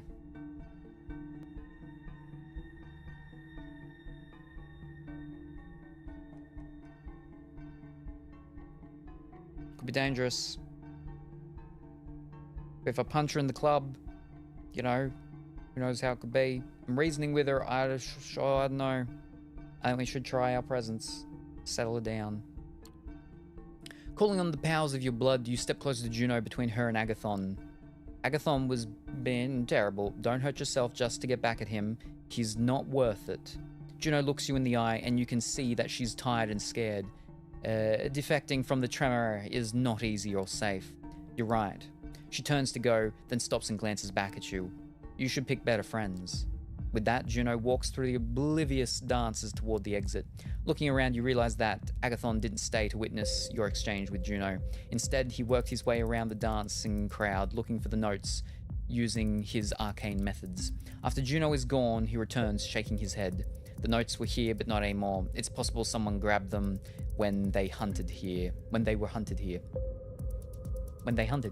Grabbed them when they hunted here.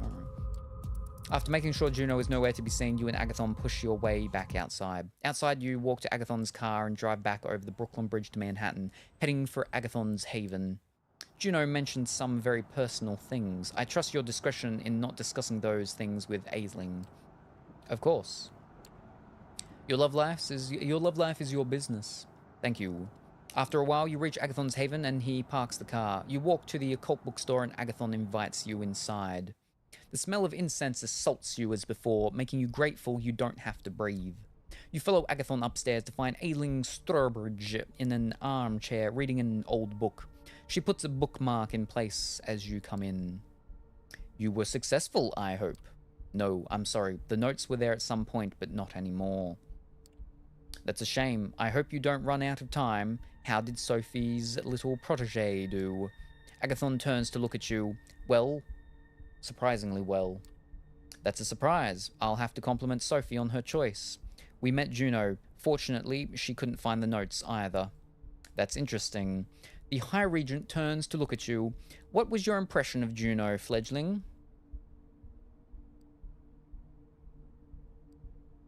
Ooh. Angry. Driven. Angry. She was very angry. I don't know what you people did to her, but she's not happy. What we did? Careful now, fledgling. She made her own choices, bad as they were. Anyway, I have some things to discuss with Agathon. Run along now. You leave the occult bookstore, the cheesy, mystical music still in your ears as you walk away. You wonder about what happened with Juno. Why is she so anxious to leave her clan? Can she really do that? Could you leave Sophie's service if you wanted to? Alright, we're at half night. Ooh. Alright. I think maybe we should go check this one. Sleazy reporter, gossip magazine, sniffing around Sophie's haven. Could use your help with the problem. Maybe I could feed on him?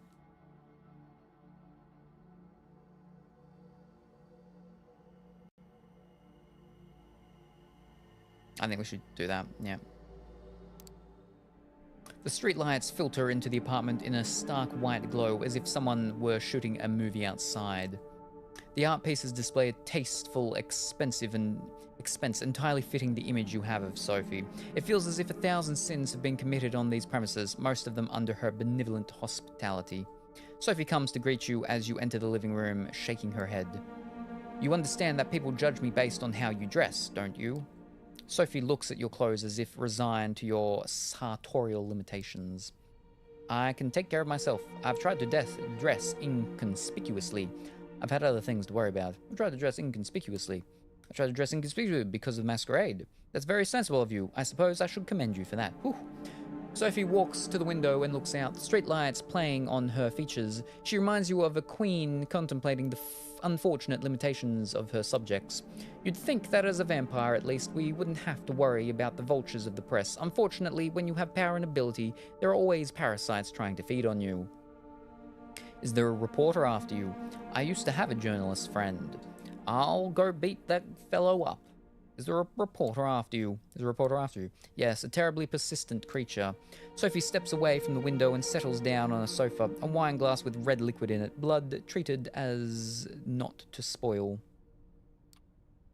You've become good at noticing the scent, even from a distance. She doesn't offer you any as you cautiously sit down across from her. I don't have the red around me, but I haven't eaten yet. This awful man has been stalking my apartment with a camera. He's gone through my trash, talked to the neighbors, please be a dear, and explained to him that there's nothing for him here. I'm not an error boy. Is this about the Masquerade? This is about the Masquerade. That's a big deal for us, right? Indeed, you're learning. Isn't this dangerous? Isn't this unavoidable? This must happen often.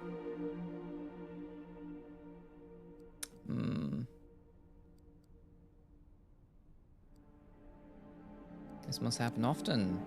How do you usually deal with it? Everyone has their own way. Sometimes the problem goes away with a bit of money or sharp words. Other times, you need something more. Am I in danger? Do I get something out of this? Do you know anything about the reporter? Am I in danger? Everything that has to do with the media and the Masquerade is dangerous. To you and every other kindred. Time for you to go. I have business to attend to. You leave the apartment as Sophie disappears into another room. You don't have a clear idea of the game she plays with the city's mortal and immortal power structure, but she always seems to be making a move.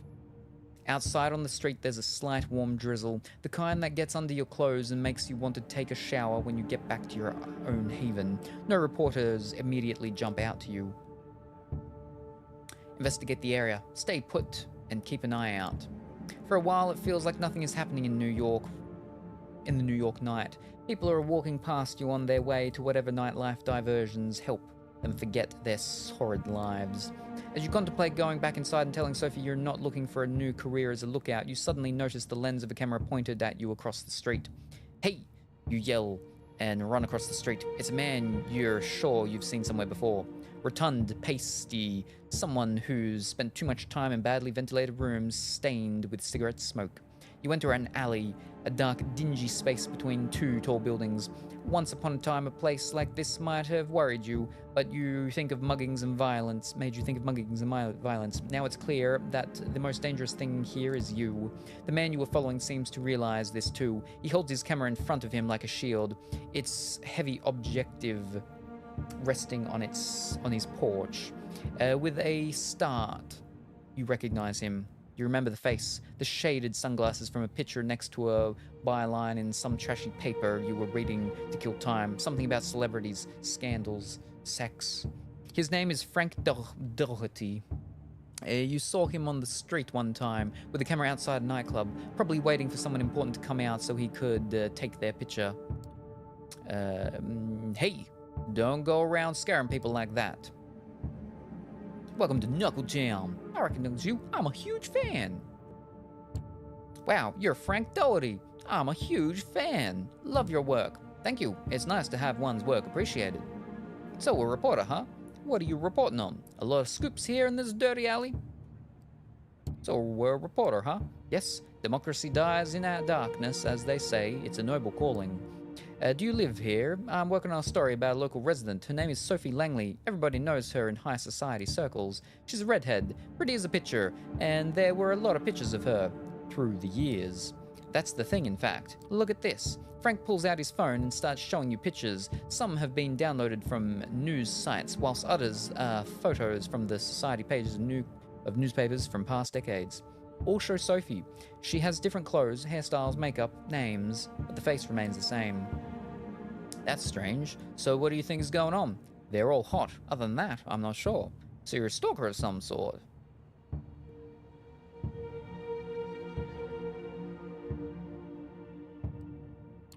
That's strange. So what do you think is going on? Beats me. That's what I'm here to find out. You must have a theory about what's happening. You must have a theory about what's happening. I have a theory or two, but before I print my theory, I need facts to back it up. 3 words: extreme plastic surgery. All the celebrities do it. Only her doctor is better than the rest. You look critically at the photos on Frank's phone. No doctor is that good. Hook me up with this miracle doctor. You're looking for a doctor in an alley? Hook me up with this miracle doctor. Sure, I guess. If you find who the surgeon is, let me know. I could have some work done. You're right. It makes no sense. Damn. So how would you explain it? It's a hoax. Have you considered the possibility that those pictures are a hoax? Sure, anything could be a hoax, but I dug up those old papers from the archives myself. I got to have something usable.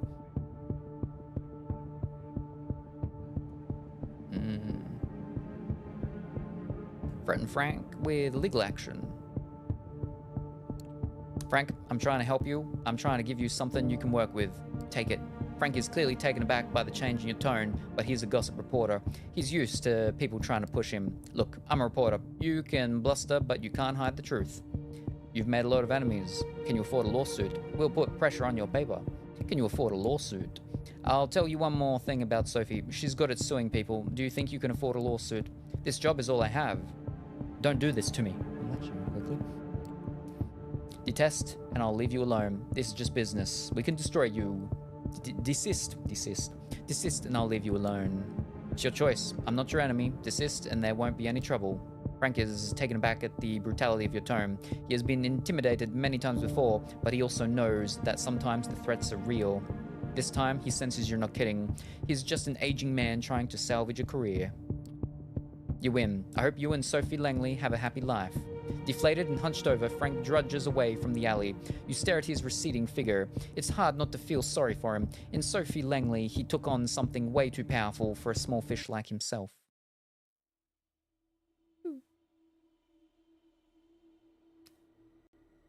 It is still very dark outside. It usually was getting lighter by this time. Weird, but it's okay. So I think we'll do one more night. We'll get one more night in before it will surely start to get lighter outside.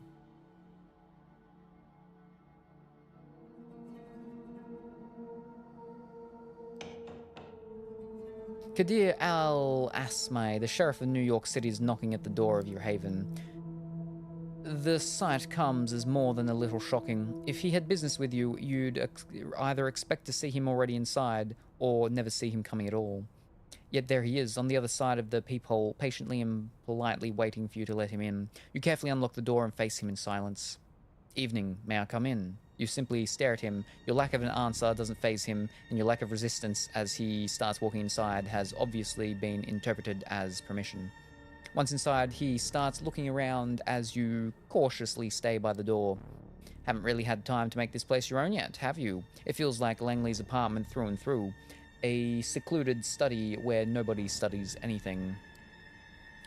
Look at the books on this shelf, obviously meant to impress guests, not to be read. They reveal nothing about their owner aside from the aching desire to be taken seriously as an intellectual. He picks one of them up and smirks before putting it away. The phenomenology of spirit, next to all of this garbage poetry, we can make a bet. If she's read more than 20 pages, I bet you $50 and a gallon of blood. The kind of place that self-professed hermits entomb themselves in to suffer. Considering how much you have to run around these nights, you probably only use it to shelter from the sun and rest, right?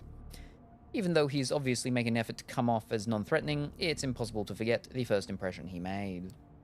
You still see him as a fierce predator, trying hard not to expose his true colors. You sense a familiar fight or flight response as you struggle to find a diplomatic answer to his last question. If Kadir is bothered by your silence, He doesn't let it show. He keeps walking around, toying with whatever catches his eye. Eventually, he speaks up again. Watch any baseball lately? If I had to guess, you strike me as a Red Sox fan. Now he's inviting you to talk in a more direct manner. You attempt to overcome your physical reaction to him and reply as casually as you can. Okay. Your mind keeps going back to that night when everything was changed forever. Waking up in a hell with a body next to you. Spending a night in that underground sweatbox, unsure of what will happen next. That endless car ride, 3 strikes, a bloodthirsty crowd, that blade. A rebirth, a baptism by fire, a frightening executor who made sure the flames scarred your spirit. As you look into his face, you realize he's read the emotions from yours. Not in the mood to exchange pleasantries, There's no animosity in his voice, he's just stating a fact. Let me get straight to the point then. He momentarily stops caring about his surroundings, turning all of his attention to you and demanding the entirety of your attention in return. You see, there's something I've realized over the years. In large part, I may have been hired just to look menacing with a sword, but my job is all about seeing through bonds and relationships. The Camarilla would be safe as long as its members adhered to certain social contracts, making their dealings and affinities plain for everyone to see. But that, obviously, remains a pipe dream. This is a community of born conspirators, overly ambitious gangsters and politicians, monsters in denial, all sorts of tragically broken individuals. They are driven by desires that make them incompatible with the Masquerade, incompatible with prolonged survival of the Camarilla, incompatible with the methods I use to operate. And so I am doomed to be like a cop, constantly insulted behind my back, maybe for a good reason, but immediately called for help whenever someone loses their tableware. Or like an Agatha Christie protagonist, outwardly assisted by everyone, but constantly lied to about everyone's pasts and motivations, even if my failure to solve the mystery might be the end of us all. He tries to sound like he's peacefully resigned to his fate, but it's easy to detect a tinge of regret in his voice, a voice belonging to someone who once had bigger ambitions than this. What broke him? So you see, for this detective, the the why done it is far more important than who done it or how done it. When you understand all the players and their mutual obligations, you easily understand every crime. But of course, the kindred know it. So they devise ways to make my job much harder, just like conspiracies between 2 unrelated actors that depend on scratching each other's backs for mutual security. Or they enforce a blood bond to make someone unexpected their thrall. A boss serving their employee, a rebel serving a tyrant, just because one is regularly being forced to drink another's blood. What has Sophie seen in you? Why does the prince keep asking me about your actions? How come you're being pushed to build your own coterie so fast? You are surrounded by unclear motivations which you yourself don't understand. That unnerves me, and it should unnerve you as well. Why are you here, and what are your motivations? You unnerve me. Why are you here? This monologue has gone on for long enough. Why are you here? What is this about? Finally, you manage to raise your voice. Gideon notices the effort and smiles softly. So you haven't gone mute since the last time I saw you. Good. Well, I'm here for a selfish reason. I need to develop a rapport with you to better fulfill my obligations. The last time we met, I couldn't see you as my equal. Now that you've been accepted into the Camarilla, what choice do I have? I'd understand if you didn't want to see my face again, but I'm one of the faces of the New York City community, and as long as you're part of it, it's going to be impossible to avoid me. Especially when I have business with you, and I do. As you might have guessed by now, one of my tasks is uncovering and understanding your bonds, and one of them might endanger our community. Well, that's not menacing at all. Who is he talking about? Ooh, could be the shark guy. Could be the shark guy. Sophie? Someone from my coterie? Kaiser. I think it's Kaiser. Is this about Kaiser? Kadir shakes his head. Ooh. That leper is bad news if you ask me, but who doesn't trade information with him these days? No, that's not a major player. They're not a major player. Ooh. I don't think it's the, oh. It's the Nosferatu guy, the detective, because, the other lady, the prince sent her assassin lady, and he got in the way of Valerie or whatever her name was. I mean, it could be the Tremere one, but I don't think so, because she's the head whatever thing. So I think it's gonna be D'Angelo. He produces a file from underneath his coat and presses it to you. This is our troublemaker. You open the file and see some printed photos. You freeze up as you recognize the face and are overwhelmed by a flood of repressed memories. Wow, what? Oh dear. Oh, wait. No, it wouldn't have been her that pushed us out of the way. No. But hold up. She's looking for me? Maybe? Jessica Lowell. The woman who made the last few years of your life heaven and the last few weeks a living hell. Since she took pretty much everyone you knew with her after the split, you thought the transition to this life would be painless, no baggage at all. Have you thought wrong? You look up at Kadir expecting answers. There are some unfortunate rumors that you committed suicide after a messy breakup, so apparently Ms. Jessica here is desperately mobilizing everyone she knows to look for you.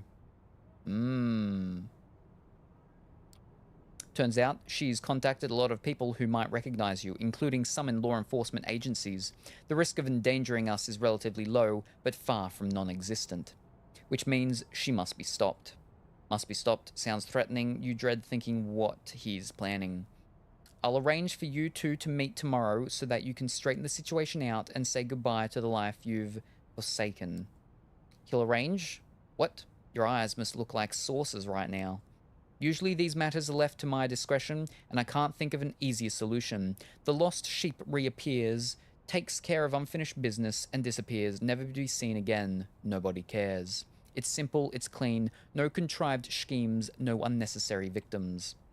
And it gives me an opportunity to learn more about you as I observe. When neonates interact with kine they used to hold dear, their true natures are laid bare for everyone to see. Of course, he's invested in being kind to you, or he's making clear his self-serving intentions so that you don't start figuring them out yourself. Any objections? Any alternatives are probably worse. You shake your head. Very well, I'll arrange a meeting and drive you there tomorrow. Better come up with a load of bollocks that's easy to swallow. He disappears from the apartment, leaving you as confused as the last time he closed the door on you. Gosh darn it, you need to think it through. For a long time, you just sit in your haven, lost in your thoughts, remembering how you once thought your world had ended with her leaving. Whining, sure, but seems like it was persistent whining. Alright. Mi abuela. One more visit to the chantry of the Five Boroughs and to Agathon, who's starting to be surrounded by a smell of danger. Somebody's watching me. Part 2. Last time you failed to resolve the situation with your stalker. You have to get a handle on that one way or another. Ooh. Fish. How do we... There. Alright. We've got one more half a night.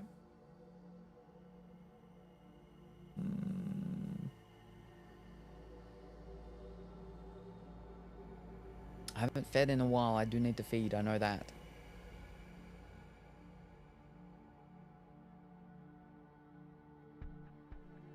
I think we'll go to Jezebel now. See if we can get her.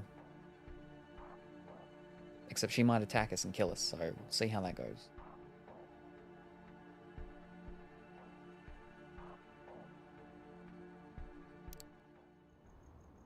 You make your way through the Grand Army Plaza, passing the soldiers and sailors memorial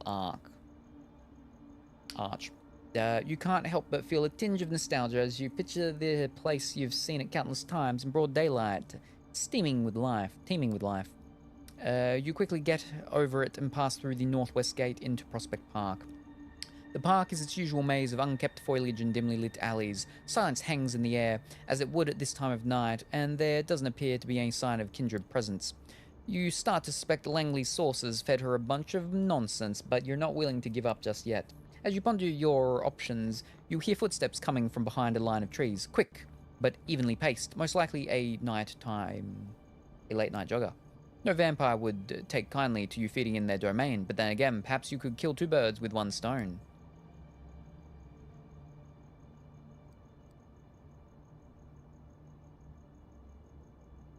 Hidden opportunity, midnight jogger. And it'll bring him forward, because that's half the time what ends up happening, right? Midnight jogger. You lock onto the sound of footsteps, predicting the runner's path. You move swiftly but quietly to intercept them. You hide behind a tree and wait for your prey to get closer. Mere seconds later, a young man in an off-brand tracksuit trots into view. You notice the buds in his ears, beat heavy music bleeding through. That sound makes things easier. Just as the man passes by, you emerge behind him and plant your hand firmly on his neck. He struggles at first, desperately trying to break free of your grasp, but as soon as your fangs pierce his skin, panic gives way to peaceful submission. You feel elated as the warm liquid trickles down your throat. The fresh vieite washes over your senses, sending an orgasmic shiver along your spine. Somewhere in the deepest, darkest crevices of your mind, the beast stirs in its slumber. You stop feeding just in time. Your hunger satiated. The beast falls asleep. You sit the dazed victim on a bench nearby bench. As the world comes back into focus, you suddenly realize that something is not right. In a split second, the air by the side of your head swirls like a vortex. Driven by sheer instinct, you lean back just as 5-finger sharp razors cut through the darkness, missing your face by an inch. A clawed shadow jumps back a few paces, preparing to correct its mistake. You catch a glimpse of the assailant, looking pretty animalistic all right, but he's not the one you're looking for. For starters, it's a he. Just as he's about to lunge at you, a snarl resounds from the bushes nearby, stopping your foe in their tracks. Out of the shadows emerges a young woman, baring her teeth ever so slightly. She walks over, calmly, her eyes fixed on your assailant. Her presence is enough to make him reconsider attacking you, but not to withdraw completely. He glances over to her, puffing up his chest. Stay out of it, Tam. I smelled him first. Tam, how about that? She raises an eyebrow, but remains silent. Her compatriot turns back towards you. You shouldn't have come here, pretty boy. I'm gonna mess you up so bad you'll be wearing your tongue as a flippin' necktie. Tamika looks at you expectantly. Easy there, I'm not looking for fight. So you can bark. Let's see your bite. Easy there, big shot. You've made your point, okay? Confirmed guy. I'm not looking for a fight. Tamika tilts her head in a way that's barely noticeable and yet strangely expressive. She seems disappointed. The man loosens up his lips, twisting into a wry smile. Clearly, you just gave him the confidence boost he needed. Funny, you don't look like the weakling. You don't smell like one either, so why are you acting like one, huh? Well, guess what? You ain't getting off that easy, fellow. A fierce growl echoes across the alley, stopping the savage in his tracks. Tamika walks over to her comrade, her fangs glistening in the damp lamplight. She puts her hand on the side of his head, caressing his hair and tugging at his ear, as if she was scolding a puppy. She leans over and speaks in a voice that's firm yet oddly affectionate. It's okay, Raoul.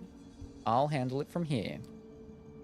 The male Grangrel looks at her with a mix of timidity and resentment. Then he backs away towards you. Backs away towards you? Fine, they're not worth the effort anyway. Having said his piece, Raoul retreats into the shadows, although if you were to guess, he's likely to stay within earshot. With her companion gone, Tamika turns to you once more. What do you want? Straight to the point, I like that. I could use your help. Better put a leash on that pet of yours. Straight to the point, huh? I like that. I don't care what you like. Now quit stalling. You have something to say. Say it. I come with an offer. I'm willing to offer you my services, such as they are. All I would hope for in return is a fruitful, long-lasting relationship. So, you want to help me with something because you want to be my friend. That about right? Well, it sounded better the way I said it, but yeah, that's the gist of it. Uh-huh. She puts on a veneer of skepticism, but you can tell she's intrigued. That's very earnest of you. It's also kind of silly, but I think I'm okay with it. What I'm not okay with is putting my behind on the line and getting stabbed in the back for my trouble.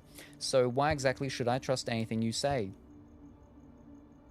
I don't expect you to. This isn't like Jezebel. I can make it worth your while. I don't expect you to. Not yet, anyway. Good, because my trust is earned, not given. Then let me earn it. A few nights of your time, that's all I ask. For a brief moment, she stands there motionless, looking straight into your eyes, as if trying to size you up. Finally, she looks away. It looks like she's come to a decision. Just so that we're clear, I don't trust you. I have no reason to. Frankly, you sound more lost than I am. Still, you have the earnest look about you, naive almost. I can tell you believe what you're saying. So I'll give you a chance to prove yourself. I have some... Ooh, achievement. I have some outstanding business to take care of. I'll let you know once that's done. Meet me here and we'll see what you're really made of. And with that, Tamika disappears into the night. That went pretty well, all things considered. Ooh. That's the end of the night. Well, that didn't go very long actually at all. Oh, maybe we can go one more night. Maybe.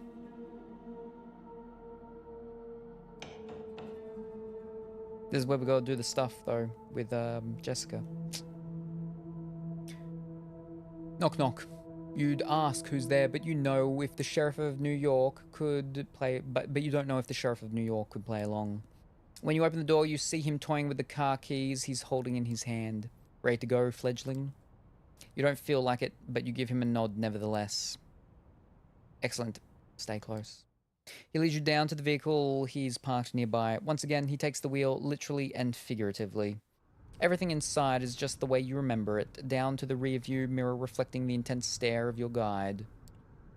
However, the trip itself feels notably different. The last time Kadir drove you around, he was forcibly dragging you away from your old life. This time, he's pulling you back into it. All the things you wanted to say to Jessica keep rushing through your head. Let me tell you how it's going to go. As I said, I've arranged a meeting between you and your kin. It's going to take place somewhere you should know very well. I'll watch over you two from a safe distance to make sure you adhere to the rules. You should know those very well, but I'll reiterate just so you can't ever say I didn't warn you. Don't do anything that would violate the Masquerade. Don't establish some secret routes for contact. I will know. Do treat it as the last time you two will meet. Take this chance to wrap everything up. Here's your story. You're fine, found yourself at a crossroads, decided to radically change your life and move out of the city. The subway is unbearable, the rent is too high. They've heard it all. You were ready to leave New York for good when you heard those absurd rumors about taking your own life, so you've decided to set the record straight. He gives you a knowing look. And close the curtains on your relationship once and for all, on your terms. The car makes a sudden turn. I'll leave the finer details to you, just be so kind and don't make me regret it. You can sense he's going out of his way for you, but doesn't try to force you into gratitude by stating it plainly. If you know, you know. He'll see if you are worthy of his aid. We're here. You take a look around and recognize your destination. He was right. It is a familiar place. It's that club. The one you met your future sire in while trying to forget about Jess. This is where they last saw poor Salem. Who knows whatever might have happened to him? One Jessica Lowell is trying to find out. She got a tip from an anonymous source saying that you might appear there tonight. Wouldn't want to disappoint the lady, would you? She's apparently quite distraught. She broke up with me, though. He turns off the engine and relaxes comfortably in his seat. You silently leave the car and head straight for the club. The last time you were headed this way, you still had a pulse. No, we were here with what's-his-name. Feels almost nostalgic. There's a party getting started and some rookie DJs trying to read the crowd. You begin to look for Jess. You wonder what the first thing you say to her should be. Hey, how are you doing? You really took me for the suicidal type. Why did you let me die?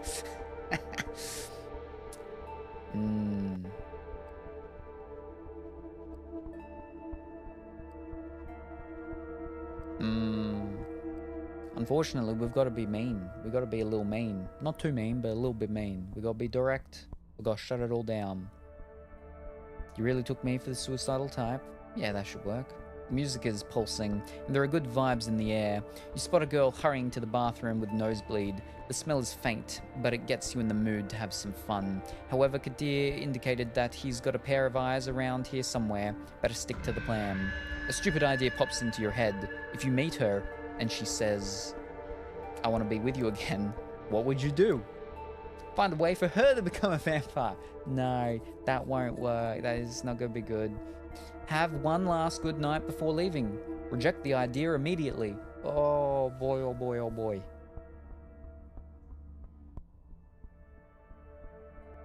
That's just not something that happens.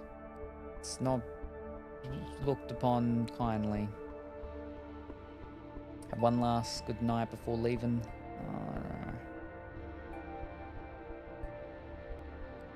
Reject the idea immediately. What's done is done. Best not to dwell on it.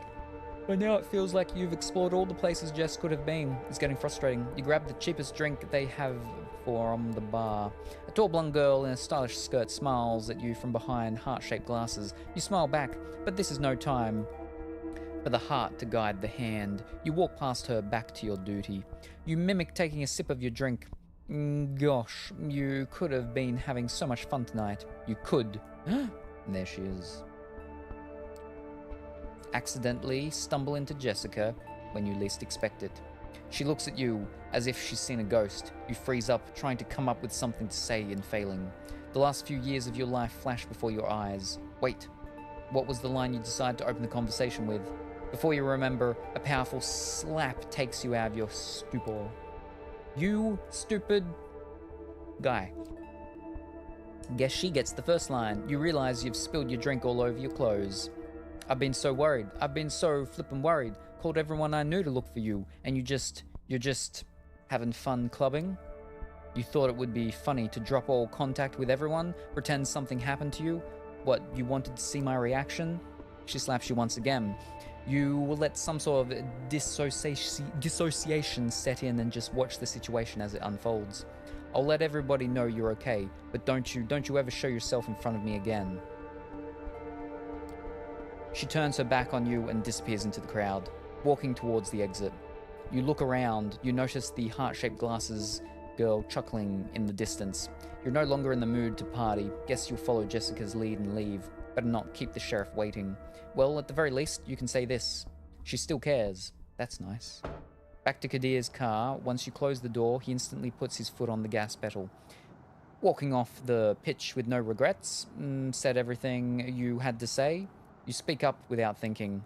Yeah, she said she'll call off the search. Getting her to accept that it was over took some harsh words, but deep down I think she knew it was time to say farewell once and for all. She's a little shaken up, but she'll live. We didn't say anything. At all. You spot a playful spark in Kadir's eyes. You took care of it like a man, did you? Very good. The people we knew in life have this tendency to briefly reappear in our unlives. One night, let's say 20 years from now, she might spot you on the street. You won't have aged a day from now, and even though she'll tell herself that can't be you, she'll be jealous. And if you look happy, she will feel regret over what could have been. So for the sake of the night your paths cross once again, I hope you'll search for your own happiness. The car speeds up to a cross an intersection before the light turns red. You give Kadir a good, hard look. Why are you not mean to me? Thank you. Good job with setting it all up. Thanks. It doesn't feel like a, how do you call it, very vampire thing to say, but you say it nevertheless. He's visibly taken aback, and his unusual furrowed brow smooths out for a moment. Then he takes on a serious, slightly sorrowful expression. Don't suck up to me, kid. Mr. Bad Guy is still here, and without a doubt, he will go back to decapitating suckers like you any time now.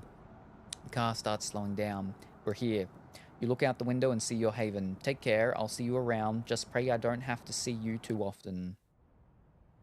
You leave the car and start walking to your haven, thinking about Kadir. Can't say you're fond of him with the welcome he gave you and all, but after tonight you can't say you aren't either. You're gonna need some more time to understand him, that's for sure. Right. Middle of the night. And that guy's back again. You've taken care of Frank Doherty, but apparently there's someone still staking out Sophie's apartment. He's not that stupid, is he? Ooh. Alright, I think we should finish that one off. Alright. Scarred one. When return to your haven, you find a small scrap of paper lying on your windowsill. Need a favor. If you're still up for it, come meet me in Prospect. Damn. I think we'll sort this out, because this is for our sire, so it needs to be done quickly, I believe. And then that should probably be it. The weather is cold and windy as you walk into... The weather is cold and windy as you walk to Sophie's apartment. As a vampire, that doesn't matter anymore. You may have been saddled with eternal hunger, but at least you can ignore the wind chill. Just as you come to the door of Sophie's building, she storms out, murmuring into her phone. Yes, I know. Don't worry. I trust you to handle it.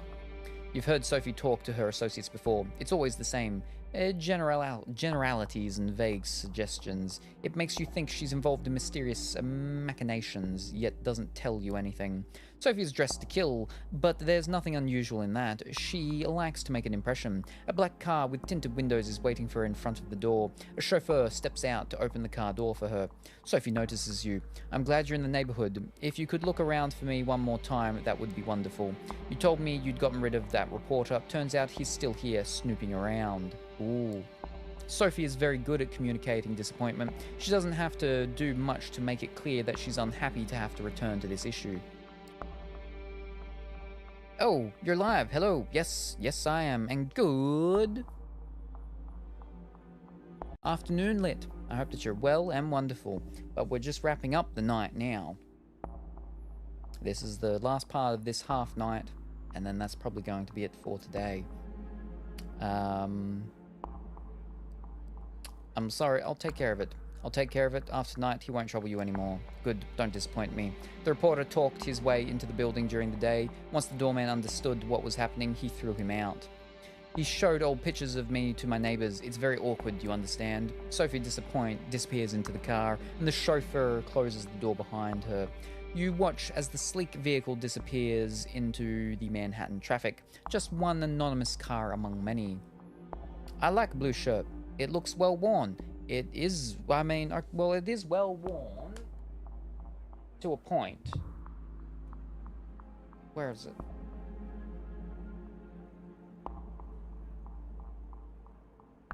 There's like a very big hole at the back. Very big hole. I've not actually worn the shirt many times. Like, I'd say I've worn this shirt less than 20 times. It just, I think after the first wear and then wash, it started to get a hole. Maybe the second wear and wash. Yeah, and that hole's just gotten a little bit bigger each wash. It's one I use when I used to paint. Start of last year.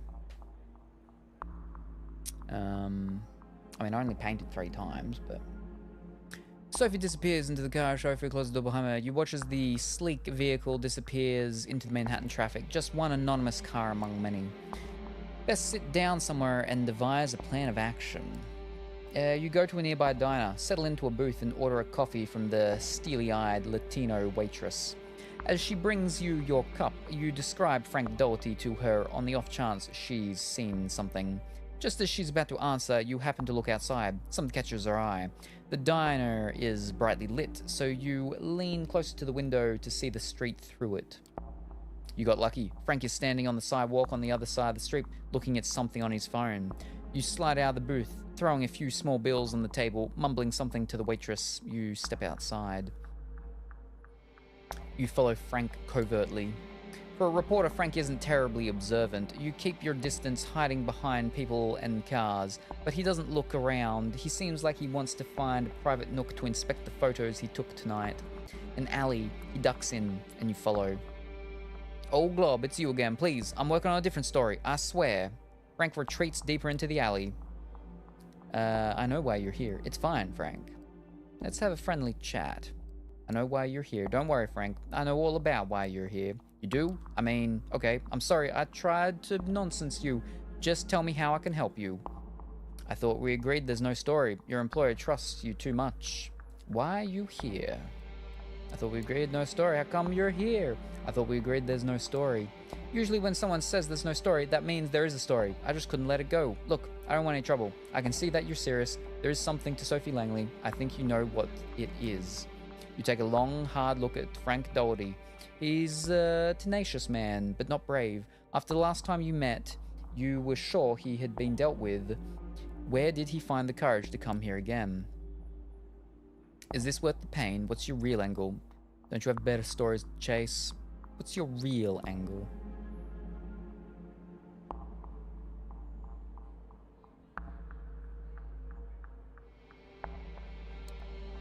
I like you, Frank. You don't give up. What's your real angle here? Everybody plays an angle. That's one of the things you learn in my profession. You're smart. You know that there will be others after me. If there's a real story, they will come and find it. Your best shot is with a friendly reporter, someone you can trust, someone like me. So what do you say? Get me ahead of the story. I'll be good for you and Ms. Langley too. You almost believe it, but something about Frank feels off. Do you have a personal interest in this? Is this about blackmail, presence, trust in your blood to convince Frank? We've been going pretty good with our blood stuff so far. We haven't really failed with anything, but yeah. Let's see. Something feels off about him.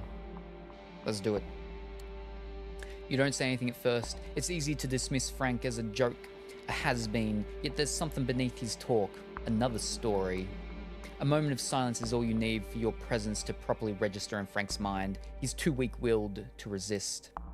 Someone's leaning on you, Frank. Come clean. What? No, absolutely not. Frank's voice sounds shrill. You know you got it right in one guess. Sometimes I just need some extra money, that's all. Where does this extra money come from? Now we're finally getting somewhere. Was that so difficult, Frank? Now we're finally getting somewhere. There's a guy. He's paying me, that's all. But I can't talk about that. Drink Frank dry. Oof. Push Frank for information. Offer Frank to work for you. Potence. Intimidate Frank. Ooh. Have Frank work for us, maybe. I won't be using my powers too much. If we intimidate him, he'll end up just, going back. Pushing him for information, find out who this is, could be good.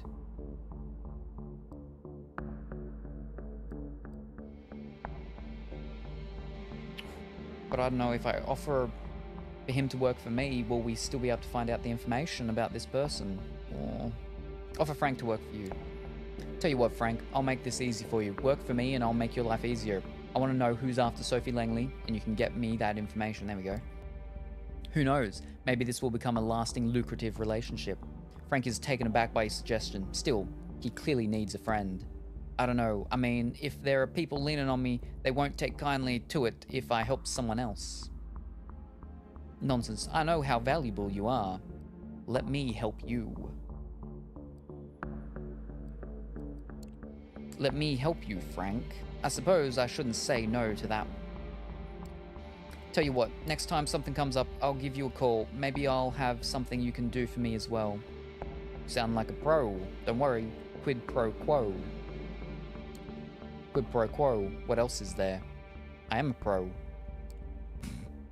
Frank hesitates for a second, as if he was going to say something more. He takes one last look at you, turns and leaves the alley, disappearing into the crowd. You've left wondering whether that was a good choice. Frank is not reliable, that much is clear, but perhaps you can benefit from him anyway. Isn't that what the kindred do? Play games and turn them into puppets?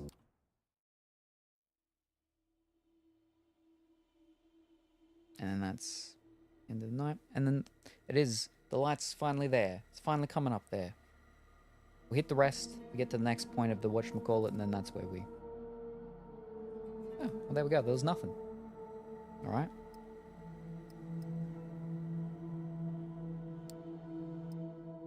So where are we at? Yeah, we're now further. We are further now. Fantastic. Night 11. Yeah.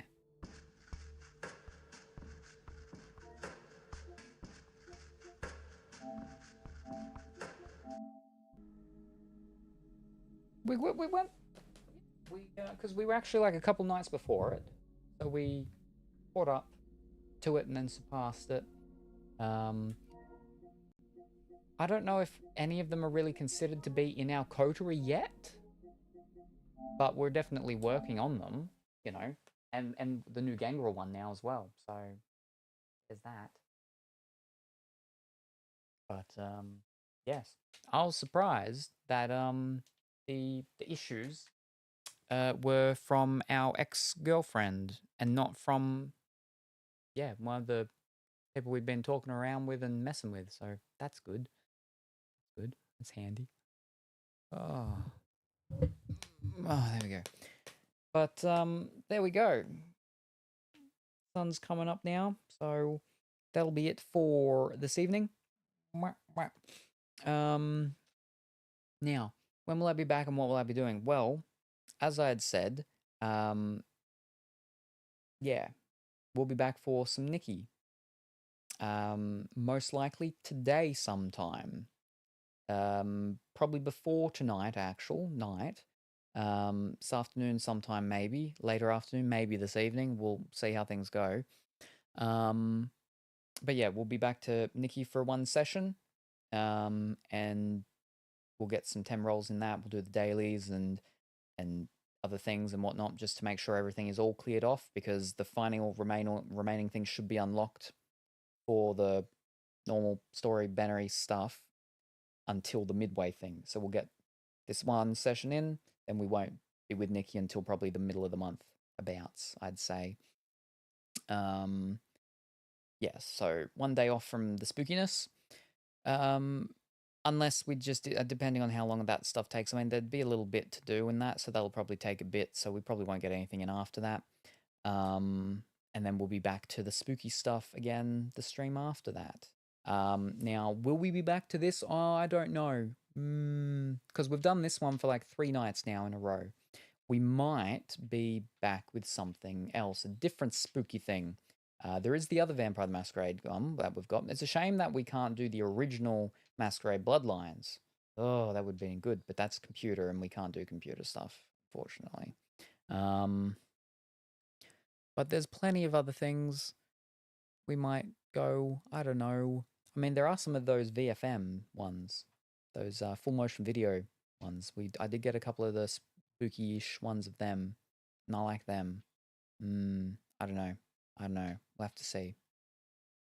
But anyway, I'll be back with Nikki, and it'll probably be probably under 12 hours. It depends, but under 12 hours, I'd say. Between 12 to 15 hours, maybe, for a session of Nikki. Yeah. Anyway, that's it for me for now. Don't forget that there is the Discord channel for people to submit the Smash or Pass submissions for Dimitri and I. I won't be hearing from Dimitri until possibly tomorrow. Yes, tomorrow, Monday, and then yeah, then we'll know how if he's any better, and then if he'll be here next weekend. When we have him next here, it will be he'll be doing the anchovy pizza. And I did check, and the other pizzeria, the one that used to be the only one that would deliver here, and the only one that used to be the only one for a long period of time before the Domino's came, they do have anchovies. Now, I don't think they have any pizza with anchovies on it, but they do have it as an option to add, which makes me think that they do have a pizza with it on, because why would they just have it as an option and not just a part of a pizza somewhere? So we might, maybe we'll go with them for the pizza with the anchovy on. But the problem is with that they're very expensive. So maybe we won't do that. I just know that they're really nice, the pizzas that they do, because they're not a chain. Yeah, fish sticks. No, that's terrible. Fish. I would have liked to have done that one, because yeah, then I can get the gluten-free vegan margarita one that they do with the cashew cheese. That's very nice, that one. Oh well. But yeah, because he'll probably only have one slice of that anchovy one, it would be a lot of money, because in the end it ends up working out to being like 30 plus per pizza, right? A bounce.